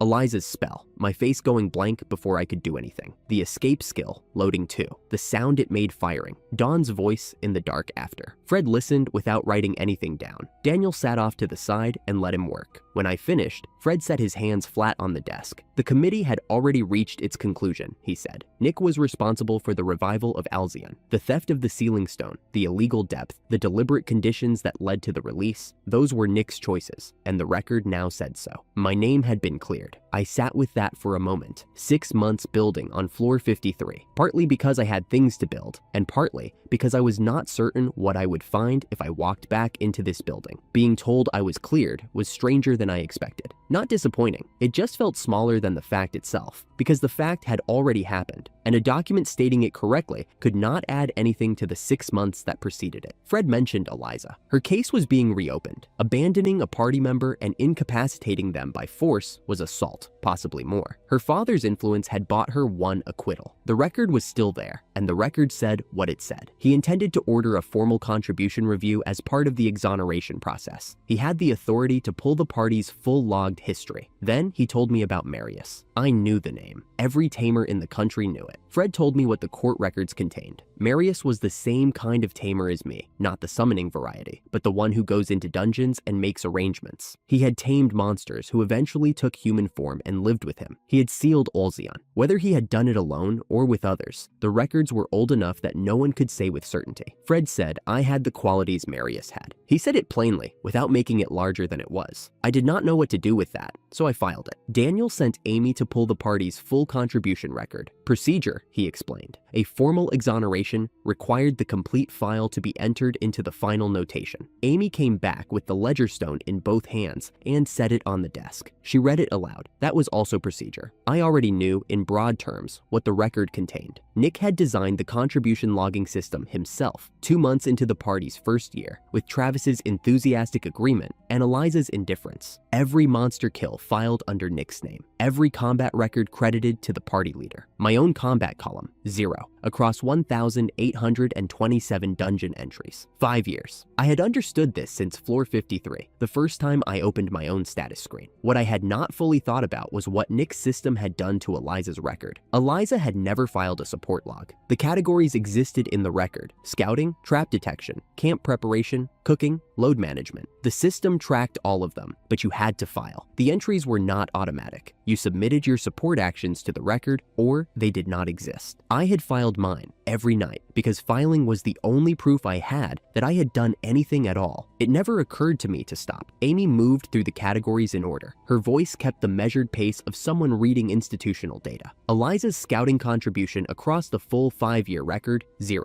Trap detection, 0. Camp preparation, 0. Load management, 0. Each number arrived in the room and settled. There was no commentary. Fred made a small notation. Daniel sat with his hands still. Dawn was beside me, and I was aware of her without looking at her. Amy read my record next. Scouting. Substantial. The entries ran from the first year through the 5th, consistent and year over year. Trap detection the same. Camp preparation. Cooking. Load management. 5 years of logged work, accumulating in the non-combat categories that Nick had never bothered to clear from the record because he had never imagined they would matter. The record showed Pete Iris had built his contribution from F rank to C rank through scouting and trap detection alone, then from C rank to B with additional support work, and from B rank through the remainder of the classification as the party's primary non-combat contributor. His most recent assessment, a rank. The category breakdown, entirely non-combat, a rank. The same rank Eliza had held. From the opposite side of the ledger, Amy finished reading and set the ledger stone down. Fred wrote the last line of his notation. He closed the document. I was looking at the lamp on the desk. What I felt was not satisfaction. I want to be precise about that, because satisfaction would have required the outcome to be a surprise. Something I had been working toward, arriving at last. This was different. This was being told that the thing I had always known to be true had been true the whole time. The trap logs were there. They had always been there. Someone had finally opened the file. The official reading those numbers aloud had no idea what 1,827 dungeon entries actually looked like. She did not know what the pre-dawn camp setup on floor 39 smelled like. She did not know what it cost to refile your trap records every night after everyone else had eaten and gone to sleep. Because if you did not file them, they would be gone in the morning and you would have nothing to show for the day. She was reading numbers. The numbers were correct. They had always been correct. About 20 minutes later, I was standing in the corridor off the main hall when Eliza came in through the front door. She walked in the way she always had, her posture carrying the assumption that the room owed her its attention before she had done anything to earn it. She went straight to the reception desk and spoke to Amy in the tone she used when she expected immediate deference. I watched from the doorway. Amy was professional. She placed a card on the desk and explained, with the flat calm of someone who has delivered this kind of news many times, that the party's dissolution had triggered a contribution review, that the review was complete, and that Eliza's rank had been assessed against her individual record. Eliza looked at the card. She said something. Her voice from across the hall had the familiar shape of an objection, the tone I had heard whenever a situation produced an outcome she had not agreed to in advance. Amy answered it. I saw Eliza's posture shift. Whatever Amy said about the record, Eliza could not argue with the numbers. The numbers were what they were. I had just heard them read aloud. Eliza picked up the card. She held it for a moment. Then she set it down on the desk in front of her, not pushing it away, not discarding it, just placing it down as if she needed the desk surface under it to confirm the thing weighed something. She stared at it sitting there. She picked it up again. She stood with it in both hands. The hall was quiet in the attentive way of a room pretending not to pay attention. Amy slid a quest form across the desk. From where I stood, I could see it was a low-tier form, the kind with a simple description and a small payment box at the bottom. Eliza did not take it immediately. Then she took it. She looked at what was written on it, and I do not know what passed through her face because her expression had stopped doing anything I recognized. I went back to Daniel's office. Fred placed 10 gold coins on the table and then stood up. I had not seen a gold coin in 6 months. On floor 53, the currency was contracts and iron ore, and the dwarves had strong opinions about cooking, but none of them involved gold. 10 coins on Daniel's desk was the largest sum of money I had ever looked at directly. A top adventurer in this city might earn 10 gold in a full year of excellent work. Fred explained what the coins meant: an advance from the kingdom, not payment for the past, which the formal records would handle through standard process. This was the kingdom's investment in Pete's cooperation with whatever came next regarding Alzion. No refund required if things went badly. The seal, however, needed to hold. He was the only one Fred could ask. I said I understood. I said I was going back to the dungeon. I said I had no interest in formal appointments or titles. Fred said he knew. He looked at Dawn and gave her a single precise nod, the kind that carries a full sentence in the movement. Then he nodded to Daniel and left. I put the coins in my pocket. Dawn had noticed my expression when I picked them up. I did not bother hiding it. Daniel waited until the door shut. "I knew what they were doing to you," he said. He was looking at me, not at his desk. I had no grounds to act on it. The contribution records were what they were. I had nothing I could put on paper. He paused. "I am sorry for that." There was nothing in the sentence that required a response, so I did not give one. He meant it, not as something performed, not as an apology designed to close the conversation, but as a direct accounting of an omission and what the omission cost. It had been true for 5 years, and he was saying so now, plainly, without asking me to make it easier for him. That was all. It arrived the way it was meant to arrive. He turned to Dawn. He bowed, a proper bow from the waist, the formal kind, which the guild master of this city did not typically extend. He said he was asking her to look after Pete. He said Pete was clumsy and tended to move faster than was wise. Dawn bowed back, her hands folded precisely in front of her. "I also wish that," she said. Daniel looked between us with the expression of a man who has found exactly what he was hoping for and intends to take full advantage of having found it. "Show me grandchildren soon," he said, "before I am too old to appreciate them." Gahahaha!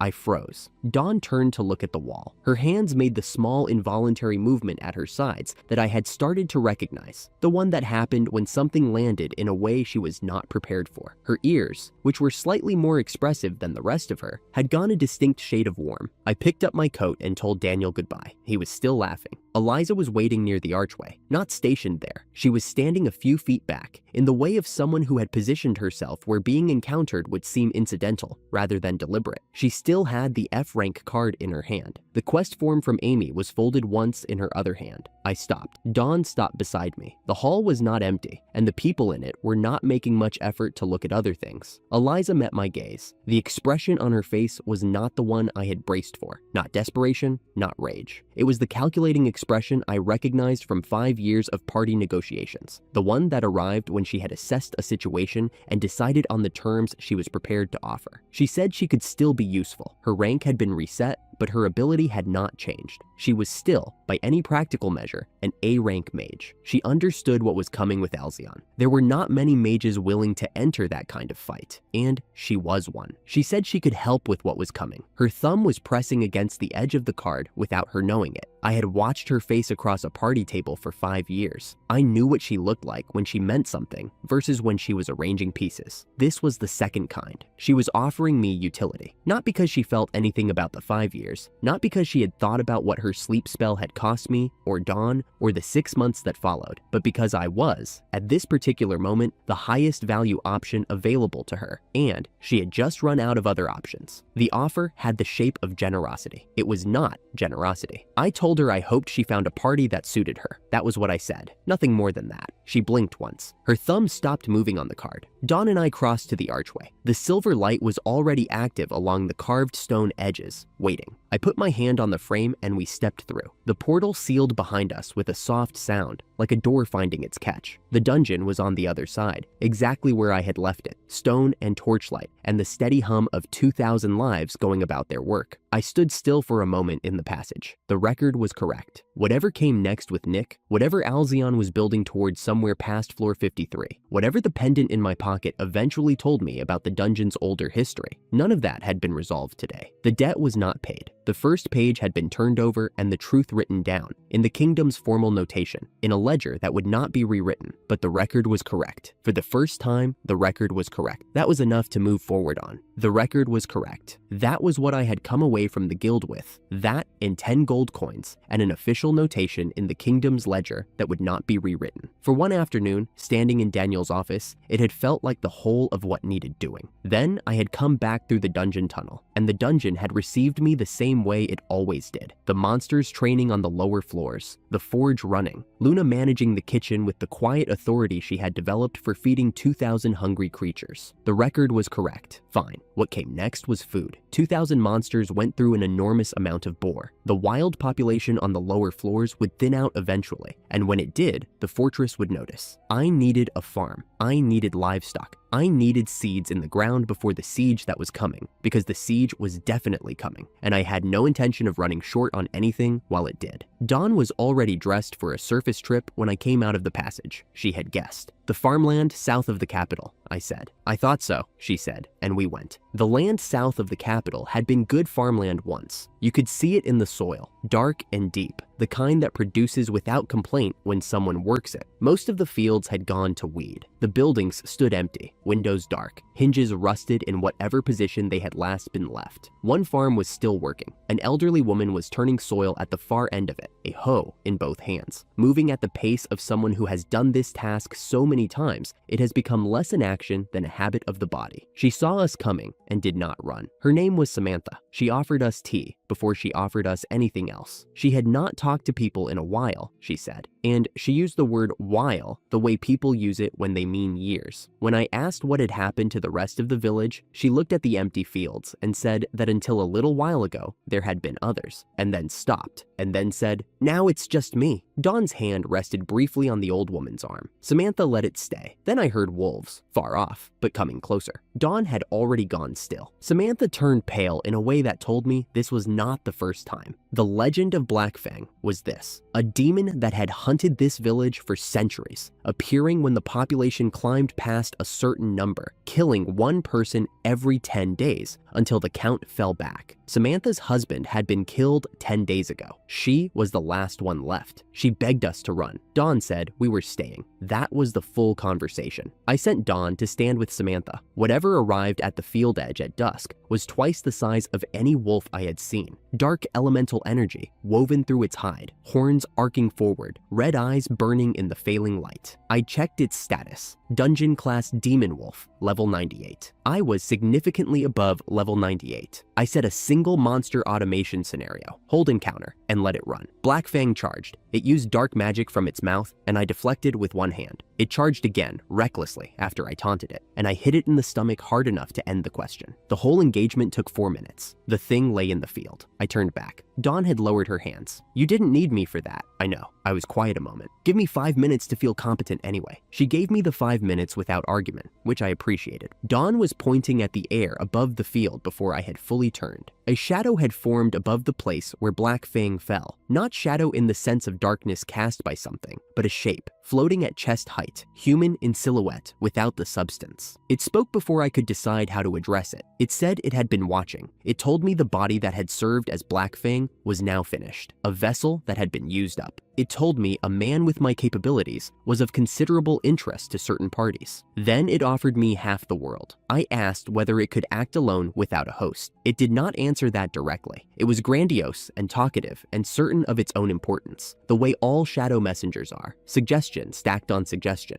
an offer designed to feel vast so the listener would not notice there were no actual terms attached. I told it I was in a hurry. My followers had developed strong opinions about dinner timing, and people who talked at great length without saying anything useful were not the kind I was looking for as allies. I walked away. It shouted after me that the chance would not come again. I did not look back. The shadow could not move from its spot, and it was fading. I could feel that without seeing it, the way you feel a fire going cold behind you. And as the last of it went out, something else came through, a tremor in the ground, rising from somewhere far below where I was standing. Not footsteps, something slower and heavier than footsteps, a single shift from enormous depth, as if something vast had moved once in its sleep and then gone still again. I noted it. I did not investigate. There were pigs to carry home. Samantha was already moving by the time I returned to her. She had a key in her hand and the expression of someone who has made a decision and intends intends to execute it before anyone can argue. The communal warehouse still had supplies. She gave us 5 bags of seeds and 3 bags of fertilizer, 5 pigs from the surviving stock, and 5 chickens. I fit everything into the storage pack except 1 large cow, which declined to cooperate with the available space. Then she pressed a silver pendant into my hand separately, not as part of the exchange, as a separate thing, placed with a deliberateness that told me she had been waiting for this particular moment for a long time. She said the village had been keeping it. The first hero, Marius, had passed through here on his way north to seal the Demon King. He had left the pendant behind when he went. She had been holding it all these years for the person who would come back. "You take it," she said. "It was meant to go back into the dungeon." I held it. It was lighter than a piece of silver that size had any right to be. Beside me, Dawn went completely still. I noticed. I did not comment. I put the pendant around my neck and gave Samantha 5 gold coins before she could object. She stared at the coins long enough that I could see her doing the arithmetic. She understood what that sum meant. She looked up at me and then at Dawn, and her face did something complicated, and she said she would never forget it. We came back to the guild to use the dungeon tunnel. Eliza was in the hallway with 2 people behind her, ragged looking, uncertain of why they were there, the kind of combination that told you everything about how her recent recruitment efforts had been going. She stepped into our path. She was forming a new party, she said, and would allow me to join under certain conditions, which she began to list. I was already past her before she reached the second condition. "Sorry," I said, not slowing down. "Not waiting." The dungeon tunnel opened. We stepped through. The outer wall was done. The moat was done. The Green Dragon and the Chimera Lord delivered the news together in their human forms, standing in front of me with the restrained satisfaction of creatures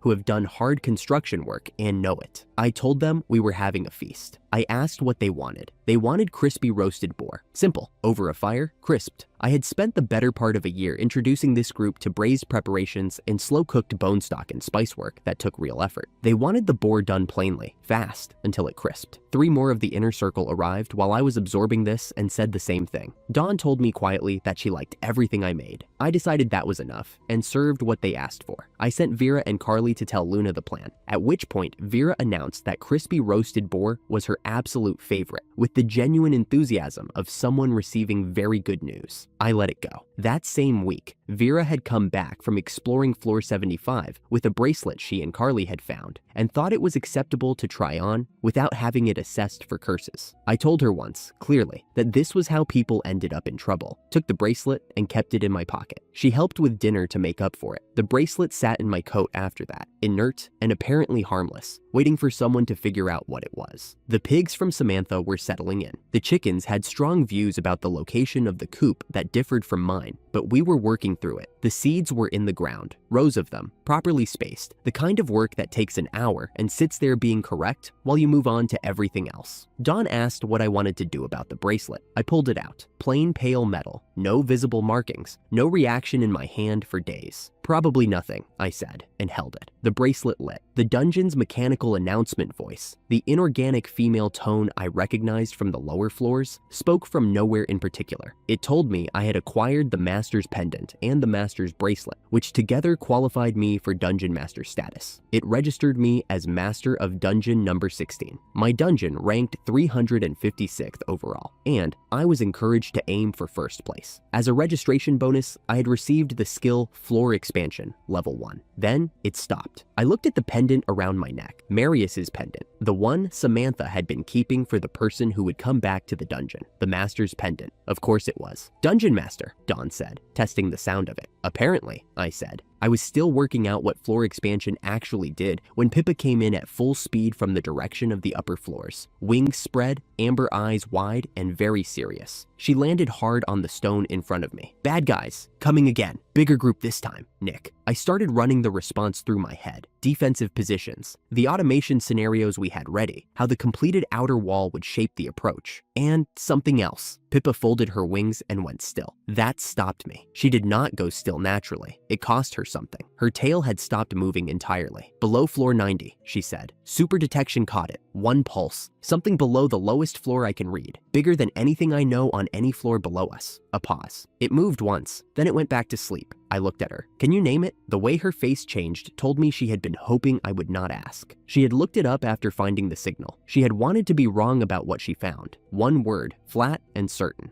Garm. It sat in the air between us. She told me what she knew. The ancient black dragon, sealed centuries ago by Marius himself, in the lowest western chamber of the dungeon's oldest section, the place the primary sealing stone had been keeping locked. The stone Nick had stolen from floor 53 when he came down looking for power. The seal had been weakening for months, slowly enough that no single reading would catch it moving. Garm's position was now readable, and his strength stat was readable too, 5,000. My assimilated strength with all 2,000 contracts running sat around 1,700. That was not a small number. I had caught a sword between two fingers with that number, 5,000. Pippa watched my face. I kept it flat. The thing forming at the back of my mind needed time to become a plan before it became a problem. I said out loud, Nick was approaching with a force I could handle. I knew how to handle Nick. Garm was sleeping far below the fortress I had spent months building, behind a seal that was losing its argument with time, with a strength that was nearly triple what I could put against it today. I looked at the pendant around my neck. Marius had sealed Garm. Marius had left this pendant here for whoever came next. Marius had known somehow that someone would come through this dungeon and pick it up. Whatever he had prepared for that person, I was going to need it. The pendant was still warm from the night before. I had not taken it off. I stood at the top of the tower with my hand around it, watching the south tunnel entrance in the distance. Marius had sealed Garm. Marius had left this for whoever came next, not knowing who that would be, apparently trusting the dungeon to sort it out. Whatever he had prepared for that person, I was going to need it. I had not let go of that thought for a single day since. Pippa landed on my shoulder without warning. She folded her wings and pressed one ear toward the south tunnel, her tail flicking sideways. That was her version of a serious expression. She could not get a count, but there were a lot. She said it the way she said everything important, flatly, as a fact, and patted my cheek once to confirm she had done her job. Below the tower, 2,000 contracted monsters held their positions. Dragons on the south approach, Chimera Lords on the north flank, Hell Grizzlies at the gate corridor. Every automation scenario was live. Outer wall, burning oil channels, drawbridge, 3 layers of moat coverage. We had been ready for 4 days. When I came down the ladder, Dawn was waiting at the base. She asked how Nick had gathered them. Not the number, the mechanics. She had been sitting with the question overnight. She had heard that necromancers control only the ones they personally kill. The killing blow has to belong to them. I turned that over. Nick had passed the monster house without entering on his last visit through this floor. I had noticed it at the time. I had filed it without following up. I should have followed up. I told Vera and Carly to come. They were at my side in 2 seconds. I told Dawn the same. We were going to the monster house now. We heard it before we reached the entrance. Not roaring, not growling, just movement. The sound of thousands of bodies against stone simultaneously. A continuous low pressure filling the tunnel ahead of us. The monster house was a natural cavern, maybe 40 steps across. At peak population, it held around 30 high-level monsters. I stopped at the entrance. The floor was solid with them. Dragon-class corpses in various stages of transformation. Flesh darkened and pulling back from bone. Eyes emptied out to flat gray. At the far end, Nick moved through the crowd with his sword out, not dodging anything, just swinging, finishing, moving. Every corpse he stepped past pushed itself upright and joined the mass. He was laughing. Not the careful, dramatic performance he used in public settings. Something looser. The laughter of a man who has stopped deciding what he is allowed to show. The system count appeared in my field of vision without my asking. 2,985. Just the already converted ones. Nick was still working. I ordered an attack. Not to clear the room, there was no time for that, but to slow the conversion rate. Stop the army growing. Vera went in first and was back in 5 seconds. She had hit the same zombie 3 times. It was still standing. She had put it down at the hip joint on the 3rd strike, and the legs kept moving independently from the upper body. She reported this in a tone that indicated she found it personally offensive. Body damage alone was not enough. Something inside the zombies was holding them together. I thought about what I had that could show me what that was. I had White Spark. I had gotten White Spark through status assimilation when Pippa joined the contract, a flash ability that stripped organic material in a short burst. I had practiced it twice in private, and both times felt briefly competent before going back to whatever I had been doing. I had not used it in a real fight. 10 zombies directly ahead of me. I cast it. Clean white light. Brief and total. The flesh on the nearest 10 stripped away instantly, leaving bone structures standing where the zombie bodies had been a moment before. The skeletons stood up. One of them reached for me. Pete, Don's voice, sharp. There, I looked at the ribcage of the nearest skeleton. A small point of light inside the bone, pink, bright enough to track without effort. The one beside it had the same thing, different position, lower, around the hip. The one behind that, upper left arm region, different locations, same color, same character. Destroying the core was the kill. The body was armor around it, nothing more. I opened monster automation and added a targeting parameter. If the core location is visually confirmed, prioritize the strike to that point. Dawn went down the row of skeletons in 8 seconds. They dropped and stayed down. I could not clear the whole monster house. Not today, not with Nick still converting at the far end. I stored Vera and Carly in the monster box. They objected. I told them I needed them at full strength for the fortress fight, and this was not their battle right now. Vera looked between the monster box and the cavern, made the face she made when she agreed with something she did not want to agree with, and went in. Nick called after us as we pulled back through the tunnel. He said he was still offering terms. He said he was being generous. He sounded genuinely pleased with the offer he was making. I kept walking. We had a fortress to defend, and now I knew the shape of the answer. Nick arrived at midday. I was on the outer wall when the column came through the south tunnel. The first row emerged into the open floor, then the row behind it, then the next, and the next, resolving from the tunnel mouth the way rope uncoils when you pull one end. One continuous body, all at the same pace, all oriented on the fortress wall. I counted for a while and stopped counting. 4,000. Every one of them had been something before Nick got to it. Monsters from the monster house, creatures from the dungeon floors he had cut through on his way here. Dragon class, chimera class, grizzly class. I could see the shapes in the column as they came through. Nick had not distinguished. He had killed whatever he found and raised whatever he killed, without sorting, without hesitation. The column was the result. Nick stood at the back. He had cleaned himself up between the monster house and here. Fresh gear, no blood. He had taken the time to wash and change before leading his army to my wall. He stood with his arms at his sides and his face arranged into the expression he used when he wanted to appear inevitable. Calm, composed, waiting for the room to understand what it was looking at. He was not shouting. He was watching the fortress the way someone watches a locked door they already have the key to. The drawbridge scenario triggered when the front rank reached the threshold. Vera and Carly pulled the iron chains from the wall side and the bridge lifted and locked. The column kept walking. The front rank reached the moat edge and walked over it without adjusting. No hesitation, no slowing, and fell. The moat filled from the bottom up as the ones behind walked onto the ones that had fallen and began to climb. The oil channel ignition deployed next. The moat became fire, a wall of it, orange and black, loud enough to feel in the chest from the wall top. The heat came off it like a hand against the face. The flames reached the cavern ceiling above the channel. The zombies walked into it. The ones at the front burned. The fire stripped the flesh back from the bone fast, pulling the outer layers away in seconds. The bodies slowed, not because pain told them to stop, because there was no pain, because that was the whole point of what Nick had made, but because the structural material was going. They kept moving anyway. 3 seconds. 5. The first one cleared the fire line and dragged itself toward the gate, blackened, body coming apart at the joints, and I could see the pink glow inside its chest now. The fire had done that much. It had stripped the armor. Nick called out from the far end of the floor. He wanted Dawn. He framed it as a deal. Surrender her, and the fortress would be spared. He was laughing when he said it. He sounded comfortable. Dawn made a short noise indicating her opinion. I told her to trust the automation. The dwarves were in position above us. They sent the second volley. Arrow tips wrapped in bark, soaked in dungeon tree sap, lit on contact. The moat erupted higher. The zombies burned brighter. They kept climbing. Nick announced that we appeared too shocked to respond. I swallowed. He interpreted this as fear. It was boar meat from breakfast stuck in my back teeth, aggravated by 20 minutes of smoke. I did not explain. 2 hours in, my MP was at 40%. I had not budgeted for that. Monster automation's cost scaled with active scenario targets. I had run the math for standard defensive operations, and it had looked fine. 4,000 simultaneous targets was not what I had designed for. The scenarios were doing exactly what I told them to do.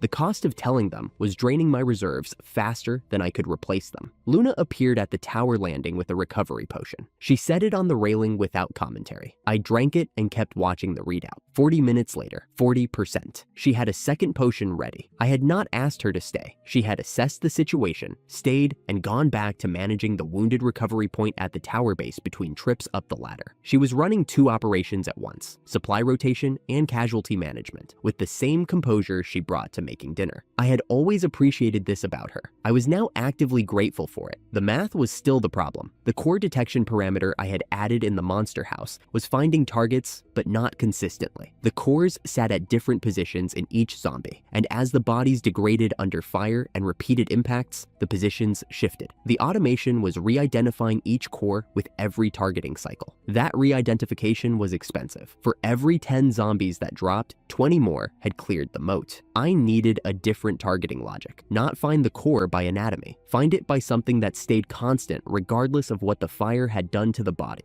and regardless of where in the body the core was sitting. The pink glow had been visible in the monster house once the flesh was gone. The fire was doing more of that work with every passing minute out here. If the luminescent signature was consistent, same color, same type, every single zombie, every single core, I could rewrite the scenario parameter to detect the signature instead of the anatomical position. But I needed to confirm it was actually consistent. 6 samples in the monster house was not a dataset. I needed to look at more of them directly. Vera had hit the same zombie 4 times. I watched through a wall slot. She was fast and precise and connecting clean every time. The zombie went down, the automation flagged a core location, a contracted monster below struck the flagged coordinate, and the zombie was upright again in 20 seconds. The target coordinate was slipping as the body moved and the flesh changed shape under the fire damage. I opened status open on it directly, stats, condition, origin type, and at the bottom, clean and specific. Necromantic core, active, center thorax, pink luminescent signature. I checked the one beside it. Necromantic core, active, left shoulder region, pink luminescent signature. 5 more, in sequence. Every single one. Same color, same descriptor, same flag. I looked up from the status screens and at the zombie line in the moat and at the ones pressing the gate below me. The fire had been working on them for 2 hours. What it had done, across most of the zombies now close enough to see clearly, was reduce the outer layers. Flesh gone, bone and core exposed. I could see the pink glow with my own eyes. No status open required. Small points of light distributed through the mob, every zombie carrying one. Visible because the armor around them was gone. Not a line in a status screen. A physically present, visually trackable target that every zombie in a 4,000 unit army was carrying in its body. If I rewrote the targeting parameter, not locate core by anatomical position, but detect and strike pink luminescent signature, every contracted monster in my network could find the cores the way the eye found a candle in a dark room. Consistent, automatic, regardless of where the core was sitting, regardless of what the fire had done to the body around it. The problem had not changed. My approach to solving it had. Dawn had not spoken. She had been watching me and waiting. I need 30 seconds, I said. I opened Monster Automation and rewrote the targeting parameter. The new scenario: detect any pink luminescent signature within operational range. Strike the detected point. When the signature disappears, mark the target eliminated and release the lock. Move to the next signature in range. Repeat. All contracted monsters. Same rule, same instruction. Running across every unit in the network simultaneously. I had spent 30,000 points on Monster Automation on floor 53, in the dark, before I understood what any of this was going to become. I had spent every day since then building the network that would run on it. 2,000 contracts, a fortress compound, a dungeon floor shaped into a position that could hold. Not one scenario for one problem. The entire system, running as a single automated instrument, targeting one precise thing, at scale. I saved the parameter. Dawn grabbed both my hands. She said, "As expected, Pete-san," in the voice she used when she actually meant something rather than the polite version of it, then registered what she was doing and let go and said sorry. There was a dwarf above us on the wall section who commented on youth and went back to his quiver without elaborating. I told Dawn she did not need to apologize. She said she knew.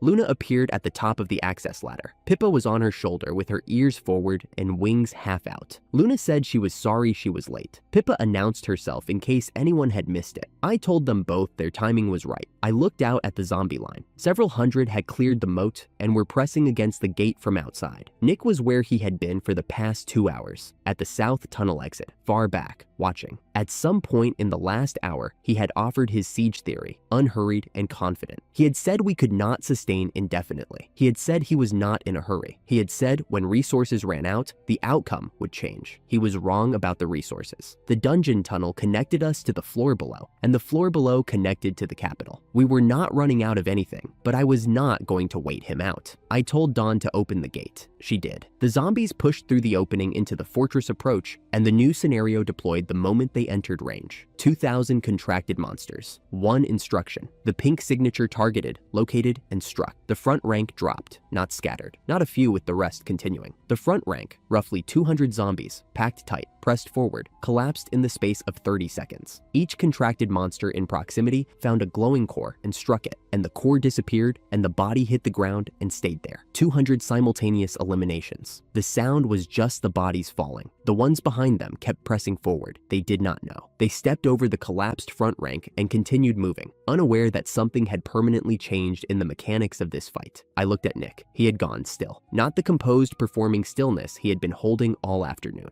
A different kind entirely. The kind that happens when the model returns an impossible result, and the mind stops for a moment to check whether it really saw what it thinks it saw. He was looking at the space in front of the gate, where 200 of his zombies had been 30 seconds ago, and his expression was not rage, and it was not fear. It was the expression of a man whose calculation has just failed him, and who has not yet decided what that means. My MP was at 30%. The scenario was running. 3,800 targets remained, and the count was dropping. Slowly, still, but it was dropping. The rate of elimination climbing as the automation found its rhythm with the new parameter. 30% was not comfortable. Whether it was enough to finish this was the question I was now living inside, whether I liked the terms or not. I kept my eyes on Nick. The siege was not over, but 200 of his 4,000 were gone in 30 seconds, and he had not understood what happened yet, and the scenario was still running. The count dropped. 3,600 active, 3,200, 2,800. The monster automation readout scrolled in the corner of my awareness like a slow tide going out. Each number steady, mechanical, exactly as designed. I sat with my back to the inner wall, 3 half-empty recovery potions beside me, and let the scenario run.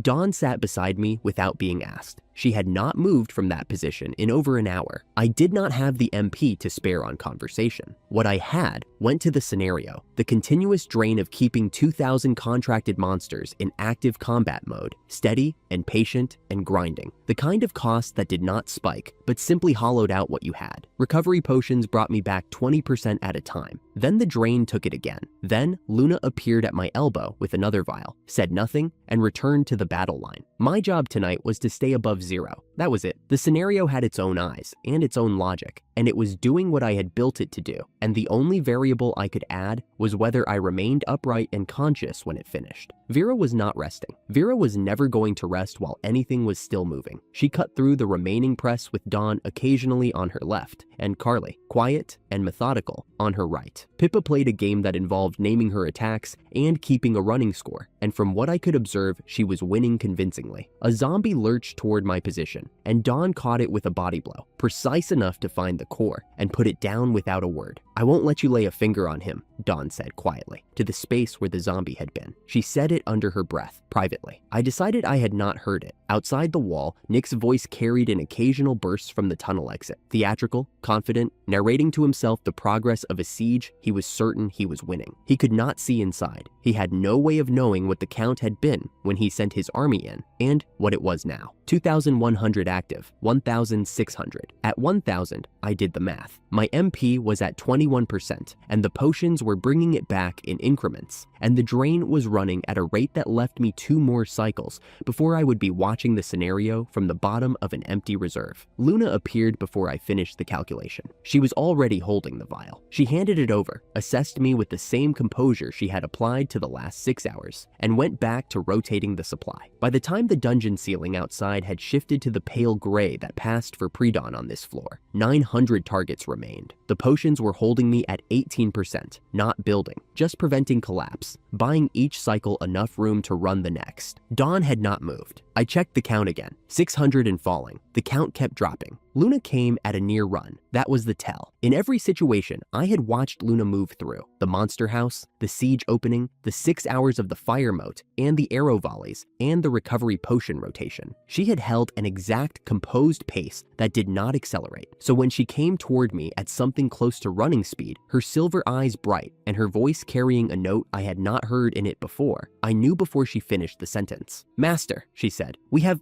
defeated all of them." I looked at the readout, 0 active. I held that number for 1 full second. Then 2,000 monsters made noise simultaneously, and I understood for the first time why people talk about earthquakes with respect. The green dragons breathed fire, not at anything, just upward, expressing something that did not have another outlet. The Chimera Lords added roaring. The Hell Grizzlies beat their chests with a sound like boulders dropping in sequence. Every contracted monster in the fortress had decided that winning required maximum volume, and the volume they produced in concert was something that did not stop at walls. It went through the stone. It arrived in your chest as a single undifferentiated roar of something alive and victorious and absolutely certain of what it had just done. Vera reached down, wrapped both arms around me, lifted me off the ground, and spun me. She had not asked. She was grinning with her whole face, the kind of grin that does not leave room for anything else, and she had spun me twice before I managed to say her name in the tone that indicated I needed air. She put me down. Luna kissed me on the cheek. It was quick and deliberate, accompanied by a smile that was composed in form, but bright in everything underneath it. "Looking forward to continuing to work with you, Master," she said, and stepped back. I touched my cheek. Filed that later. Pippa landed on my head and screamed, not words, not her usual sound effects, just victory, pure and undiluted, delivered from a height advantage I could not address with 5 MP remaining. "Pippa," I said. She stayed exactly where she was. From somewhere in the chaos, Carly drifted to my left and said, very quietly, without preamble, "I knew we would win, that was all." She stood with her arms folded and her dark green hair unruffled after the whole night, looking exactly as vindicated as she had every right to look. Dawn was the last. She had not spun, or shouted, or announced anything. She stood a few feet back from the celebration, amid the noise and the fire breath and the chest beating, and watched me with the patient and particular warmth she had carried through all of it without announcing it once. When our eyes met, she smiled. Not wide, certain. I checked my MP readout. 5 left. Outside the wall, the grassland was silent. After the hours of grinding attrition and the mechanical ticking of the scenario count, the silence was its own thing, something conspicuous and new. Nick was still out there. I stood up. The ground outside the gate was covered in collapsed forms. 4,000 deactivated zombie cores, scattered from the moat edge to the tunnel approaches, the field of them stretching out until the shapes became indistinct in the dungeon light. The moat fire had burned down to cold embers. Nothing moved in the outer ground. At the south tunnel exit, Nick stood. He had not moved since the front rank dropped. He had been standing there through the whole count, watching it run to 0,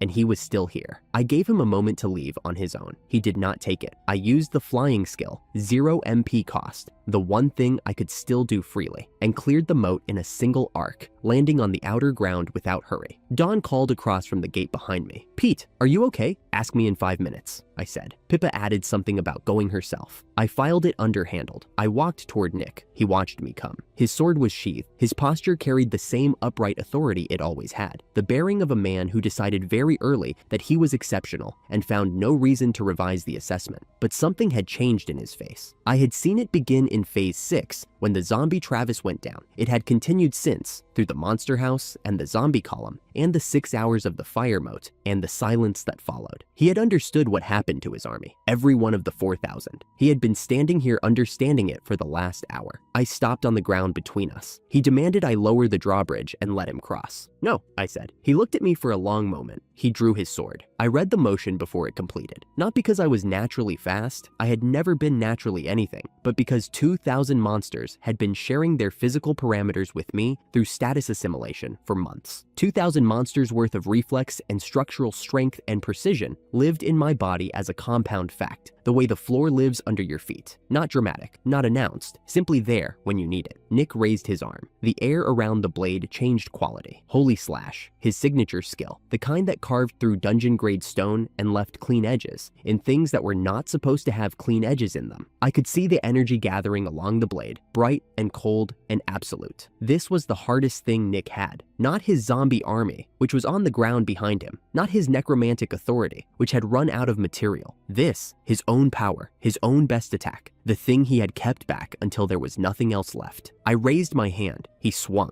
2 fingers, index and middle. I brought them together on the edge of the blade, and the Holy Slash discharged. And the dungeon wall 15 feet behind me developed a hairline crack the width of a thumbnail, and a puff of stone dust drifted down from the impact point. And the sound was a single sharp crack, like a branch breaking under ice. I did not move. I looked at Nick over the trapped blade. His hand was still on the grip. The gathered energy had run through me and into the stone, and I was standing, and 2,000 contracted monsters had quietly become the body that made that possible while Nick was raising his army. Engineering, arithmetic, 2,000 stat pools folded into mine through status assimilation, and the sum of all of them was standing here not moving while his best skill spent itself on the dungeon wall. He stared at the blade between my fingers. His face had gone completely still. I held the blade. 3 full seconds. The grassland beyond us was covered in the shapes of what he had spent months building, what he had sacrificed Travis for, what he had bound Eliza into, what he had bet against my fortress, and my automation, and my 2,000. All of it on the ground between the moat and the tunnel mouth, every core gone dark. He had brought 4,000 against 2,000, and the math had said he would win, and the math had been wrong. I said nothing. Let him sit in it. Let him look at where his best attack had ended up. Then I spoke. "You had 2 chances to leave," I said. "You took neither of them." His jaw tightened. The blade was still between my fingers. "Travis is gone." I kept my voice level, the same way you report a fact that is already settled. "Eliza is bound to you by something that will not unwind without a cost neither of you may be willing to pay. Alzion's seal is on your chest." I let that sit for a moment. "You chose every one of those things, and you know it." He said nothing. His gray eyes did what they always did. Ran the internal ledger, searched for the angle, calculated the play. I watched him calculate and find nothing. "There is still something in you that existed before all of this," I said. "I do not know how much, but if there is any of it left, use it." I opened my fingers. He flinched when I let go of the blade. Not large, a single involuntary shift of weight, one heel lifting and settling back. I noted it and said nothing about it. "Go find your own path," I said. He looked at me, the calculating look, the same face he had worn on floor 47 when he woke up and asked whether Pete had finished the dishes, without saying good morning, without looking at the person he was talking to, always running the numbers, always looking for the edge. He did not find one. He turned. He walked away through the field of his own fallen army. 4,000 deactivated cores, spread from the moat to the tunnel entrance, and Nick walked through them without looking down. His sword was sheathed, his pace was even. He kept his shoulders back and his head up all the way to the tunnel mouth, and I watched him hold that posture the whole distance, and I noted that he looked smaller than I remembered. Not in any physical sense. Something else. Something in the way the dungeon light crossed his shoulders as he moved through the fallen shapes of everything he had sent against my walls. He looked like what he was, a man going back to the person who owned him, empty-handed, with Alzion's seal still burning on his chest, and an accounting still somewhere ahead of him that he had not yet faced. He did not look back. The tunnel took him. He was gone. This was the collapse. The zombie army destroyed, the siege broken. The man who ordered the betrayal on floor 53, walking home through the wreckage of his best strategy. But the resolution, the real accounting for Travis and Eliza, and every step he had chosen from that day forward, that was still ahead. Nick was alive. Alzion still had his hand on the leash. Whatever came next was already being built somewhere in the dark, and it was going to arrive eventually. And until the accounting happened, nothing between us was finished. I stood at the moat edge for a moment longer. Behind me, across the moat, Dawn was watching. She did not call to me. She knew what this moment was. Then I turned and flew home. 3 days after Nick retreated, I walked the zombie attack route past the moat and past the tunnel exit and into the chamber that had started everything, the monster house. It reset every morning, 1,000 monsters distributed through its space and ready for whatever the day brought, regardless of what had happened the night before. Nick had used that mechanic to build his army. He had converted the population in one run and walked away with nearly 3,000. I was going to use the same mechanic differently. I extended monster automation contracts across the chamber. Guy and Kotsu handled the pitch for the 20 Hell Gatekeepers who held the chamber's formal designation. Their approach was direct. They told the gatekeepers there was something better than this room, and they called it heaven, which was in fact the grassland territory on floor 53, where the ambient light was warm and there was roasted boar, and the sound level had recently dropped very significantly. The gatekeepers agreed with an enthusiasm that was either charming or concerning, and I chose not to investigate which. The 1,000 monsters of the house signed their contracts over 3 days, persuaded by barbecued meat and an absence of anything trying to kill them, which is a combination that works on most creatures if you wait long enough. I built them a residence, 5 stories, stone, high walls from the excavated moat dirt, an iron gate, water from the river running through the adjacent grassland, Luna's kitchen inside,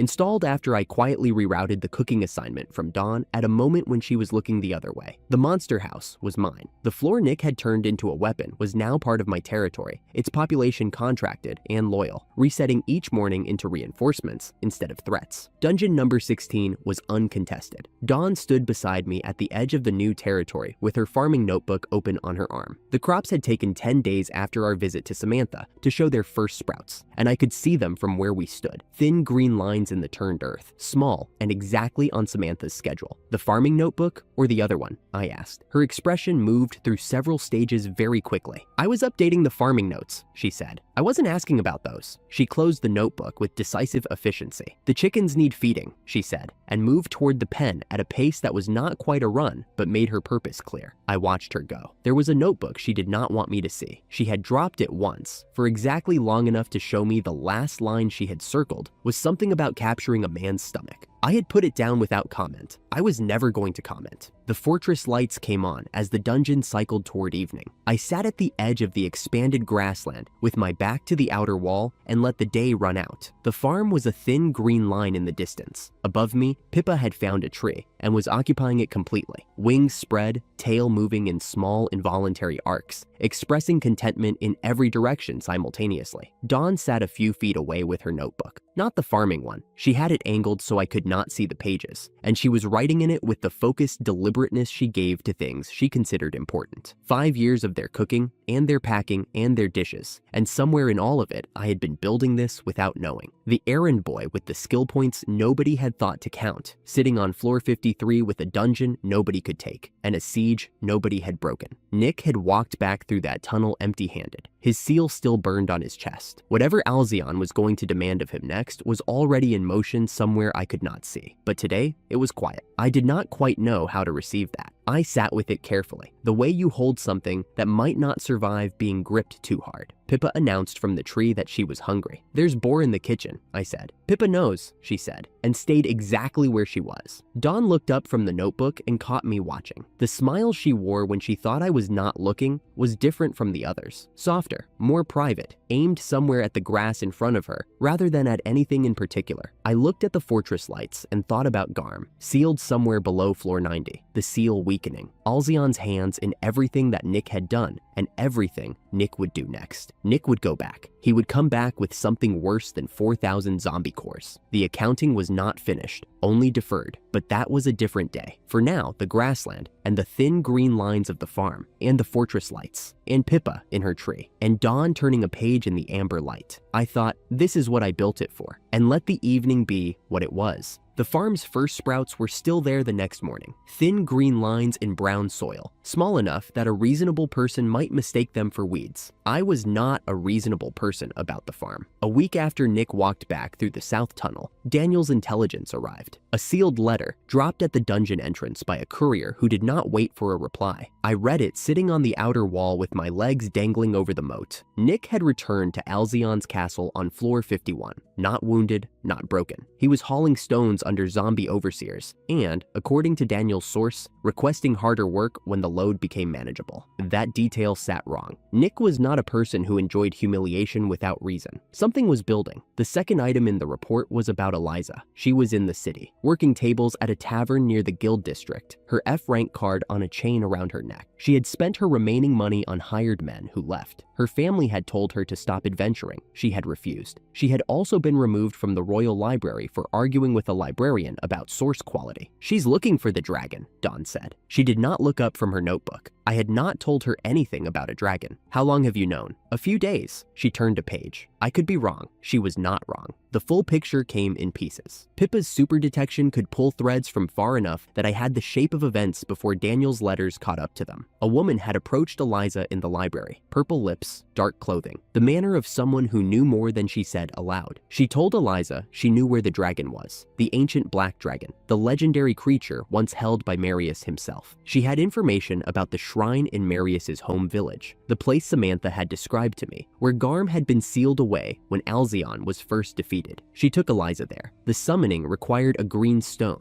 the same type used to crack Alzion's original seal. It fit into a hollow at the shrine base. Eliza poured her magic into it and spoke the words. The air in the shrine changed. A young man appeared, dark-haired, and then the young man was not there anymore, and Garm was. Ancient, enormous, arriving into the world with the full weight of something that had been sealed for a very long time. Eliza announced her name, expecting mastery. Garm said he would be the master, and she would serve him, or he would leave. She refused. Before she could move on the refusal, the woman in purple burned a small bottle in the air above her. Magical smoke, a sleeping potion. Eliza went under. Pippa told me all of this flat and without drama, her wings folded tight against her back. She used sleep on me, I said. It was the first thing I remember clearly from floor 53. Eliza, laughing. Pippa looked at me. She did not say anything. I know, I told her. I know. Daniel's letter confirmed the rest 2 days later. Alzion had been at the shrine. His follower, the woman in purple, had placed a curse on Garm while Eliza slept, weakening the dragon before it had fully arrived in the world. Garm woke to that. What had been sealed in the shrine was not a creature. It was a force of the older world, and it came back furious and confused, and immediately in pain from the curse, and it could not bring what it actually was into that weakened body quickly enough. It turned toward the nearest source of the binding magic. It tried to stand its ground. Nick did not give it time. One strike, immediate, clean. Then Garm stood back up, gray-eyed, empty. Another addition to Nick's count. The contract chain was simple by Alzion's logic. The summoning had made Garm Eliza's master. When Nick killed Garm and took the zombie, Eliza transferred with the property. She woke a slave. Her magic had been drained while she slept. No way out, no escape spell available. Nothing to do except watch Nick extend his hand and find that she had no choice except to take it. A woman she had followed for her own reasons had used the same method on her for the same logic. She was an inconvenience that needed to be removed. The choices she had made had moved her here, one step at a time, until there was nowhere left to go. I would not have wanted this for her. That was a fact, not sentiment. I folded the letter. I did not say anything else about Eliza. Dawn found me on the bench outside the main door that same afternoon. She sat down without preamble and told me about the green dragon. He had pulled her aside earlier in the week. Him and Juntan, the Hell Grizzly, who had joined the same day as him. He had been carrying something for 5 days, apparently, and had finally said it aloud in what she described as an involuntary confession. He loved this place. He loved everyone in it. He was terrified of being expelled. He had told Dawn explicitly not to tell me. Then why are you telling me? I asked. He meant you specifically, she said. I told him I would tell you anyway. She stood and went back inside. I found him near the outer wall, practicing in his human form with the iron ball tail Doff had made for him. He stopped when he saw me, turned, adopted the expression of someone who had never said anything vulnerable in his life, and was prepared to maintain that position under questioning. I know,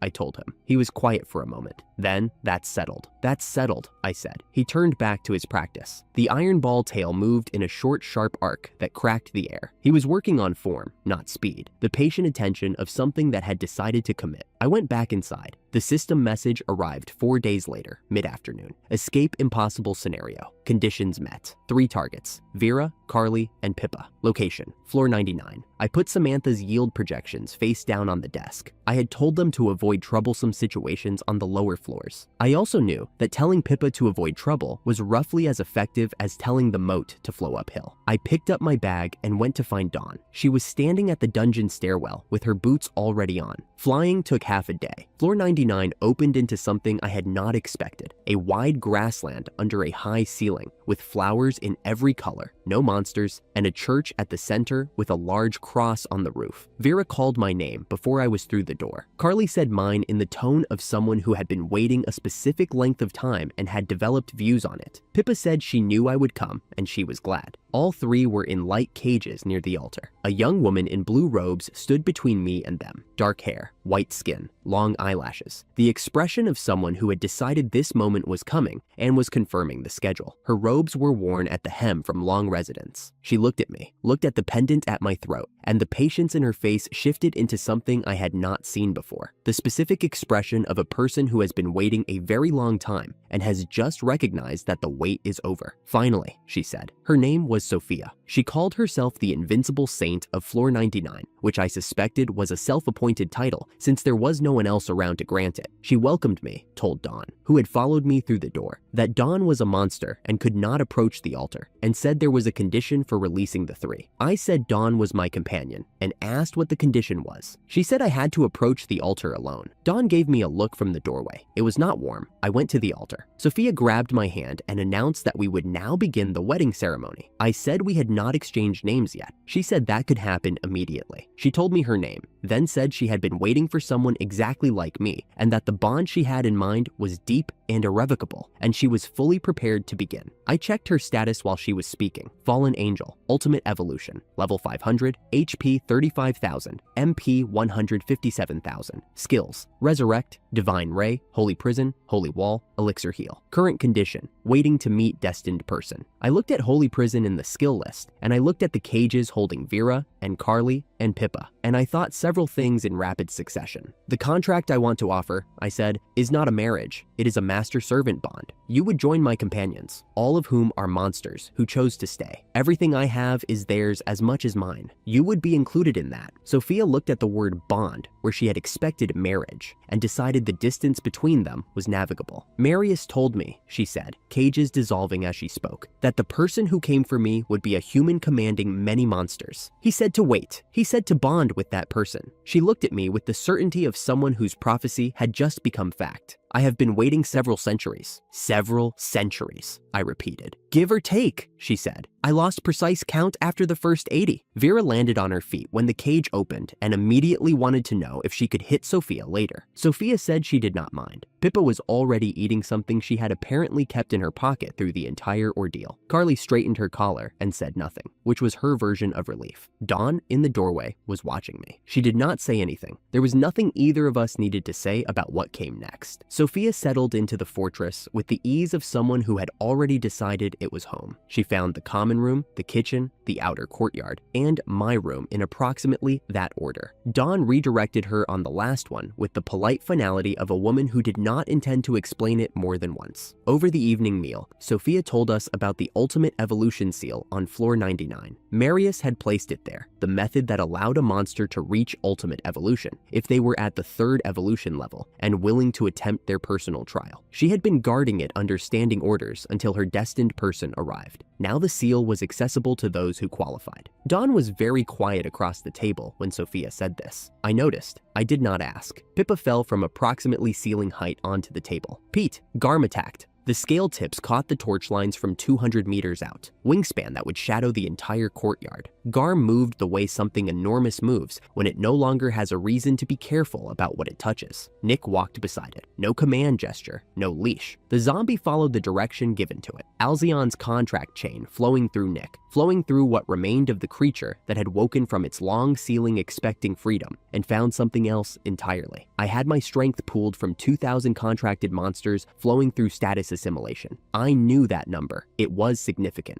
Garm at 5,000 was a different unit of measurement. Nick stopped at the edge of the torchlight and called up to me on the wall. He said things had changed. He said the accounting he owed me could wait until after this. He delivered it as a consideration, which was the kind of thing Nick did. I went back down into the courtyard. Sophia was already in position, both hands raised, the light between them clean and purposeful. Holy Prison holds anything within a fixed field, she said, not looking away from the gate. I can stop it, for a time. How long? Unknown. Nothing I have ever held weighs what that does. The gate buckled once. I told her to cast. White light came down across the courtyard entrance in a wall. Garm walked into it and stopped. The empty eyes did not register the barrier. They simply encountered it, and the body behind them pressed forward and did not advance. Nick circled the perimeter to the left, looking for edges, finding none. He circled back to the south position and waited. Sophia's MP, by her own accounting, could sustain most things indefinitely. Ancient Black Dragon, even zombified, was not most things. I watched her and the drain was visible, not in her expression, which she held steady, but in her breathing. Her jaw had set. 20 times the normal rate, she said. I told her to hold. She held. 1 minute. 2.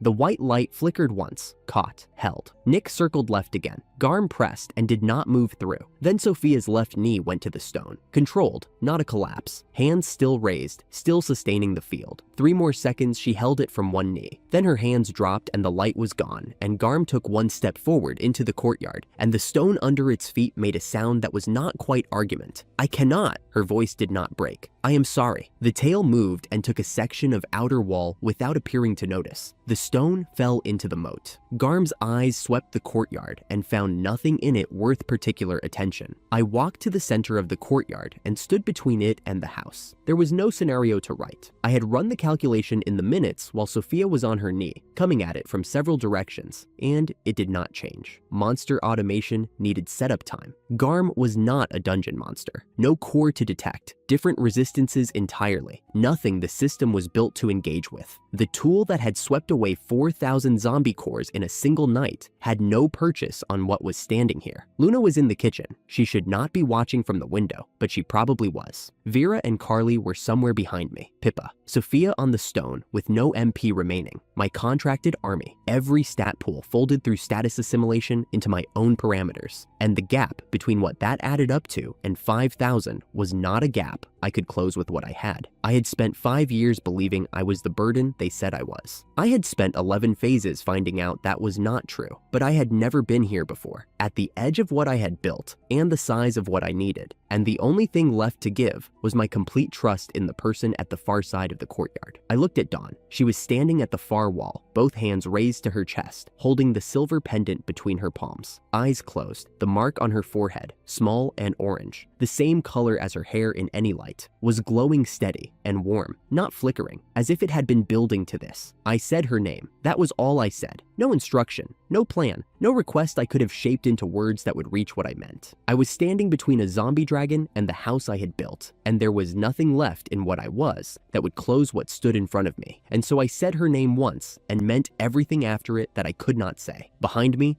Garm moved. The ground shook. I did not move from the center of the courtyard. The pendant glowed. The pendant glowed, not faintly. It burned, white silver and steady, pooling between Dawn's palms like something that had been waiting its whole existence for this moment. Her eyes were closed. The geometric mark on her forehead had found its own light, orange gold against the smoke, brighter with every second. Garm was crossing the courtyard toward me, slow and empty-eyed, 6 meters out and closing. The wingtip dragging a furrow through the flagstone without noticing. I did not move. The air beside Dawn split. No sound, no crack, just the quiet opening of something that had its own agenda. A gate, silver-edged, shaped like a doorway. The interior a color I had no name for. It held steady, and the warmth from it pushed the smoke sideways when it opened, the way a lit room pushes a cold draft. Dawn opened her eyes. She looked across the courtyard at me, across Garm's path, across all of it. I might not come back the same, she said. Not a question, a condition, something she needed me to accept before she could do what came next. That's fine, I said. I meant it the way I had meant her name, the simplest truth I owned. Whatever came back through that gate was Dawn, and that was enough. She held my gaze for one more second. Then she stepped through. The gate closed. Behind me, Garm covered the remaining distance in a single motion. Its first swing took most of the parapet overhang with it. Stone dust hit the back of my neck. I turned around, planted my feet in the center of the courtyard between the zombie dragon and the house, and waited to see how long I could make this last. I did not know what Dawn found inside the trial. She told me later, on the evening when everything was over and the fortress had gone quiet, and I will tell it here where it belongs, in the place it actually happened while I was occupied in the courtyard. She said she found herself standing on the 53rd floor grassland,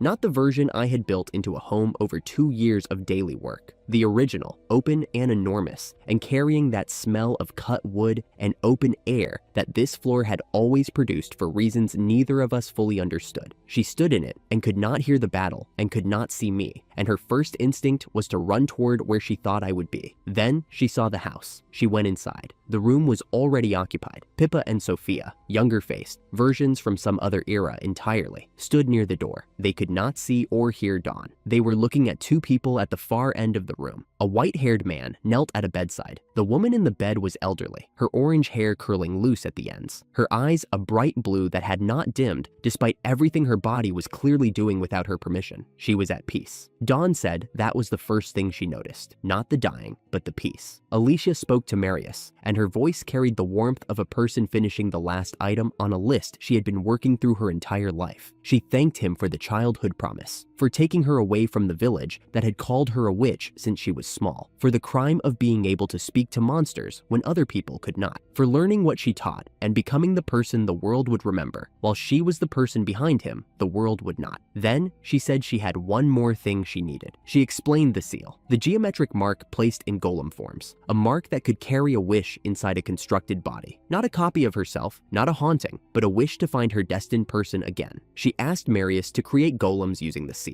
She told him it would cost years off his own life. She said she knew it was too much to ask. He said yes before she finished asking. Dawn stood in the corner of the room she was not part of and looked at the mark on her own forehead. Looked at it as though she was seeing it for the first time, even though it had been there since before she could remember, and every piece she had never been able to name about herself arrived at once. Alicia's soul was the foundation. The wish to find the right person, carried in stone through however many years it took, passed between one golem form and the next, until one of them found its way to a tamer who named it after the sun. The orange mark had always been that wish, the reason she had responded to Pete's first summons, the reason she kept responding when every other golem in the monster box stopped. But the love was Dawn's. She said she felt the difference the moment she understood the foundation. Alicia's wish was the seed, the 5 years of watching from inside a monster box, the 100 small moments of choosing to come when called, the way she had quietly organized her entire existence around one person's presence without anyone asking her to.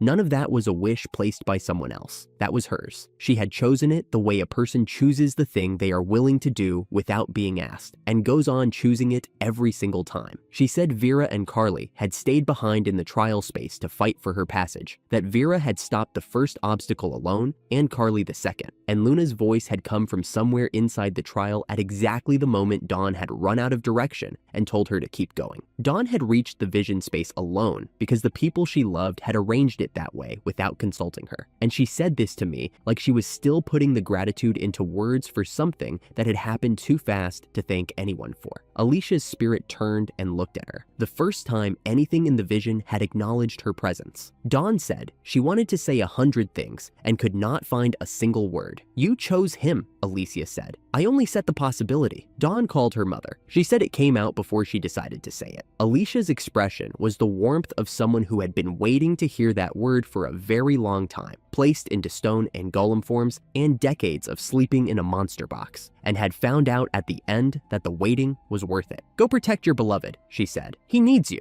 Dawn ran. While all of that was happening inside the trial, I was running. Speed 2,500 against Garm's 1,600, the only number in my favor, and I spent it completely. I stayed between the zombie dragon and the tunnel to floor 54, and I stayed moving because the moment I stopped was the moment 1,700 strength ran into 5,000, and I became the least interesting part of what was left. Every time Garm oriented, it had to turn. Every time it turned, I was somewhere else. I told myself this was a strategy and not just controlled panic. The distinction mattered to me at the time. Sophia emerged from the rubble of the command tower she had barely escaped when Nick's Holy Slash took it apart. Her robes were ash gray, her MP was gone, and she tried to stand between me and the closest problem anyway. I told her she had done more than I had any right to ask. Then I called her into the monster box to recover. She did not argue. The box closed and I was down to 2,000 contracted monsters worth of stats and whatever I had eaten for breakfast. Nick came over the north wall 8 minutes in. He dropped through the breach and landed clean and said something, in the way Nick always framed his cruelties as observations, about the inconvenience of my situation and the resilience he was prepared to admire in a lesser man. He drew his sword. Now I had two sources of problem and the same one advantage. Nick was faster than Garm. He was not faster than me, but combined, cutting off angles from different directions, the courtyard got smaller by the minute. A blade across my left forearm, a wing strike against my back. Neither one stopped me. Status assimilation meant 2,000 contracted monsters had been feeding their stat pools into my body for months, and that was the only reason I was still moving at this point, and not an object lesson in the arithmetic of ambition. I bled. I kept moving. I did not let either of them pass me. The trial gate held closed in the air above the south wall, and I did not look at it directly because I did not have attention to spare, but I knew it was there, and I knew what was happening inside it, and that was enough to keep going.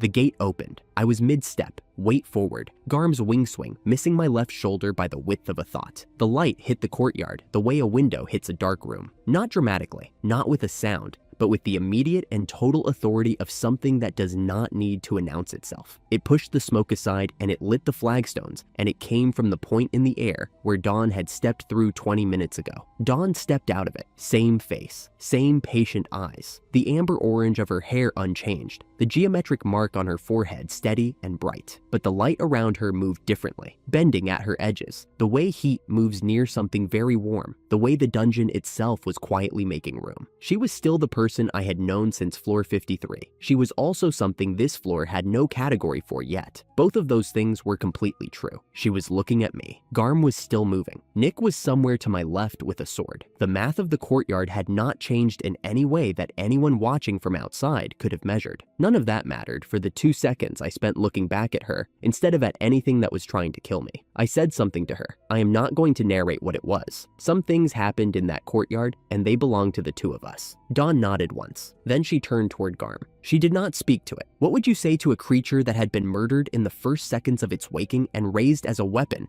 before it could understand what had happened to it? There was nothing to say. There was only something to do. Dawn crossed the courtyard in a straight line. Garm tracked her the way it had tracked me, but tracking and stopping were two different things, and it could not close the gap before she did. She placed her palm against its chest. The sound that came from that contact had no name I knew. Something between a deep chord and a silence arriving where noise had been. The necromantic cord that held Garm's binding together broke. The threading Nick had used to raise it and direct it and keep it walking in a direction it would never have chosen dissolved in the space of one breath. Garm went down. What lay on the flagstones after was a dragon, enormous, ancient, long-sealed, a creature that had died at the hands of a man who wanted what it offered, and was lying now on the floor of a grassland it had never walked freely. Not a threat, not a weapon, something that had existed for centuries and had not deserved any part of what happened to it. Dawn stood over it. She did not celebrate. I watched from the far side of the courtyard and did not say anything. The silence, after all that motion, felt like something you could hold in your hands. Then, at the far end of the courtyard, Nick moved. He had nothing left. His zombie army, 4,000 strong, the project of months, and Alzion's considerable investment, I had handled 6 weeks ago with a monster automation core detection scenario, while my MP ran dry. Garm was down. Eliza, wherever the slave contract had pulled her when Garm fell, was gone from this equation. Every piece of borrowed power he had taken in exchange for his sworn loyalty had been spent or broken. What was standing at the far end of my courtyard, near the north wall, was Nick with a sword. I watched him stand. His expression was the hardest thing to describe. Not despair, not calculation. The face of a man who has organized his entire existence around a specific story about himself and has run out of story. He had been the strongest person in every room he entered for so long, he did not know how to exist in a room where that was simply not true.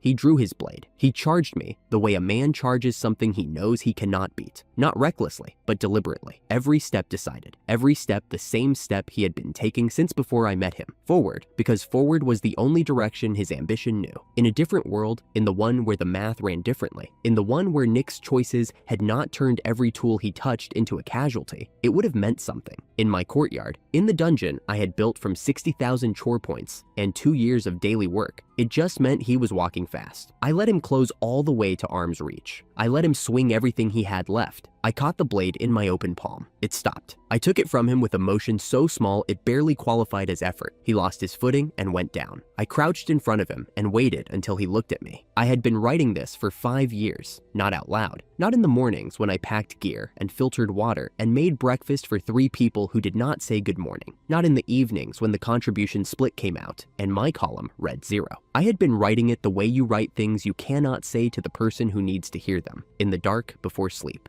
Going over the exact words and then putting them down because the morning is never the right moment. The morning was over. Travis deserved to die as himself, I said. He was loud and he was cruel, and the best thing that can be said for him was that he did not pretend otherwise. He did not deserve to go out as a weapon in the hands of the person who was supposed to lead him. He did not deserve to come back aimed at a man he had spent years hitting. Whatever he cost me over 5 years, whatever contempt he piled on top of yours, he still had the right to end as the person he was. You took that from him. Nick said nothing. His gray eyes were level and still. Eliza made her own choices, I said. I know that. She cast sleep on me on this floor, and I remember the weight of the air when I woke up. I am not pretending she was innocent of what she chose, but she chose inside the world you built around her, and the world you built had exactly one door in it, and the people on the other side of that door were Alzeons. The consequences of what she walked into belonged to you, whether you intended them or not. I was not angry when I said these things. There was no performance in it, no triumph. I was reading from a ledger I had kept since the night I woke up here with no party and no plan, and a status screen I had never once bothered to check. And the cost to me, I said. You locked every monster in that room onto me so you could leave. You had Eliza cast sleep so I could not run. You took the escape spell for the two of you and left me on the floor, unconscious, in a room built to kill me. 5 years before that, you voted me 0. You said it in front of the guild hall. You said my taming was worthless and my chores didn't count, and I had contributed nothing of value to a party I spent every morning of those 5 years keeping fed and supplied and moving. I stopped for a moment. Dawn was behind me. I could feel the warmth of her presence, the way you feel sunlight against the back of your neck without turning around. The one I cannot find a way to absorb is this, I said. I woke up on this floor alone with every monster in the room pointed at me because you arranged it that way. And my first thought, before I looked at Dawn,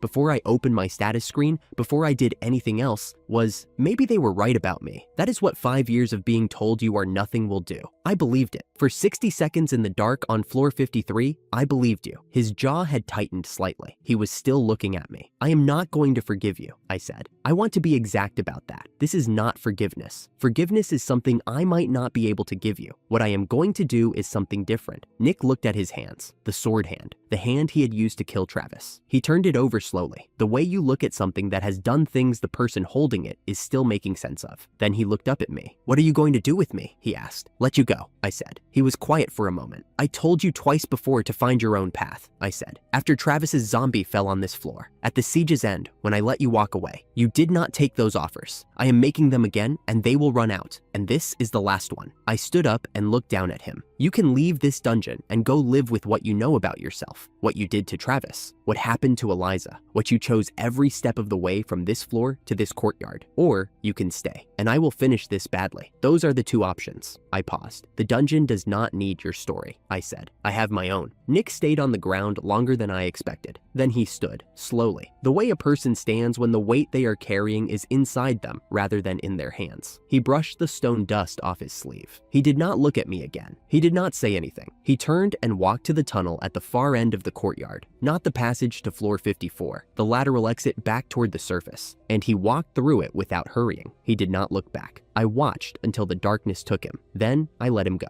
Not with forgiveness, not with peace, with the specific relief of a man who has finally put down a weight he has been carrying so long he had started to mistake it for part of himself. The title debt was paid. I turned around. Dawn was standing 3 paces behind me, the orichalcum light settling around her like a fire banking after long work. The dungeon was very quiet. We went up to the wall that evening. I do not know whose idea it was. We walked through the fortress without deciding anything, past the kitchen where Luna's cooking smoke drifted up through the window, past the rafter where Pippa had apparently decided the day's events were finished and gone to sleep, past the practice yard where the green dragon was in human form working with his iron ball weapon, and pointedly not looking up as we went by. 2,000 monsters going about their evening. The chimera eating something enormous near the south gate. A pair of bat-type flyers doing a slow pass over the moat before banking back. The skeletons stacking things in the game that I had never understood the rules of and had stopped trying to. The fortress was alive and it was ordinary and it was mine, and I climbed to the top of the battlement wall and sat on the edge and looked at the dungeon sky. It was orange. The artificial day cycle had reached the part it reached every evening. The slow burn across whatever mechanism produced the light on this floor, settling from the dungeon's version of blue toward the dungeon's version of night. The river caught the color. The moat caught it. Everything below the wall was amber and warm, and Dawn sat down beside me, and the light around her was dimming slowly as the orichalcum evolution settled into the form I knew. The same face, the same patience, the mark on her forehead steady rather than burning. She put her head on my shoulder. I looked at the orange sky above the river for a while, without saying anything. I was thinking about floor 53 the first time, the room full of monsters, the smell of the dungeon air, the very specific quality of waking up alone and believing you deserved it. I am glad they put me to sleep on floor 53, I said. She lifted her head slightly. Why? Because if they hadn't, I said, I never would have found this. She was quiet for a moment. Below us, the chimera finished its meal and settled into a dignified crouch. The bat-type flyers completed another pass. Luna's smoke kept rising from the kitchen window. I know, she said. I looked at her. Do you want to stay? I asked. Dawn put her head back on my shoulder. The amber light above the river was fading, the dungeon's version of stars appearing one at a time in the darkening artificial sky, small and steady, and arranged in patterns I had never been able to identify, which I had always privately suspected was because no one who built this floor knew what the actual stars looked like. I already am,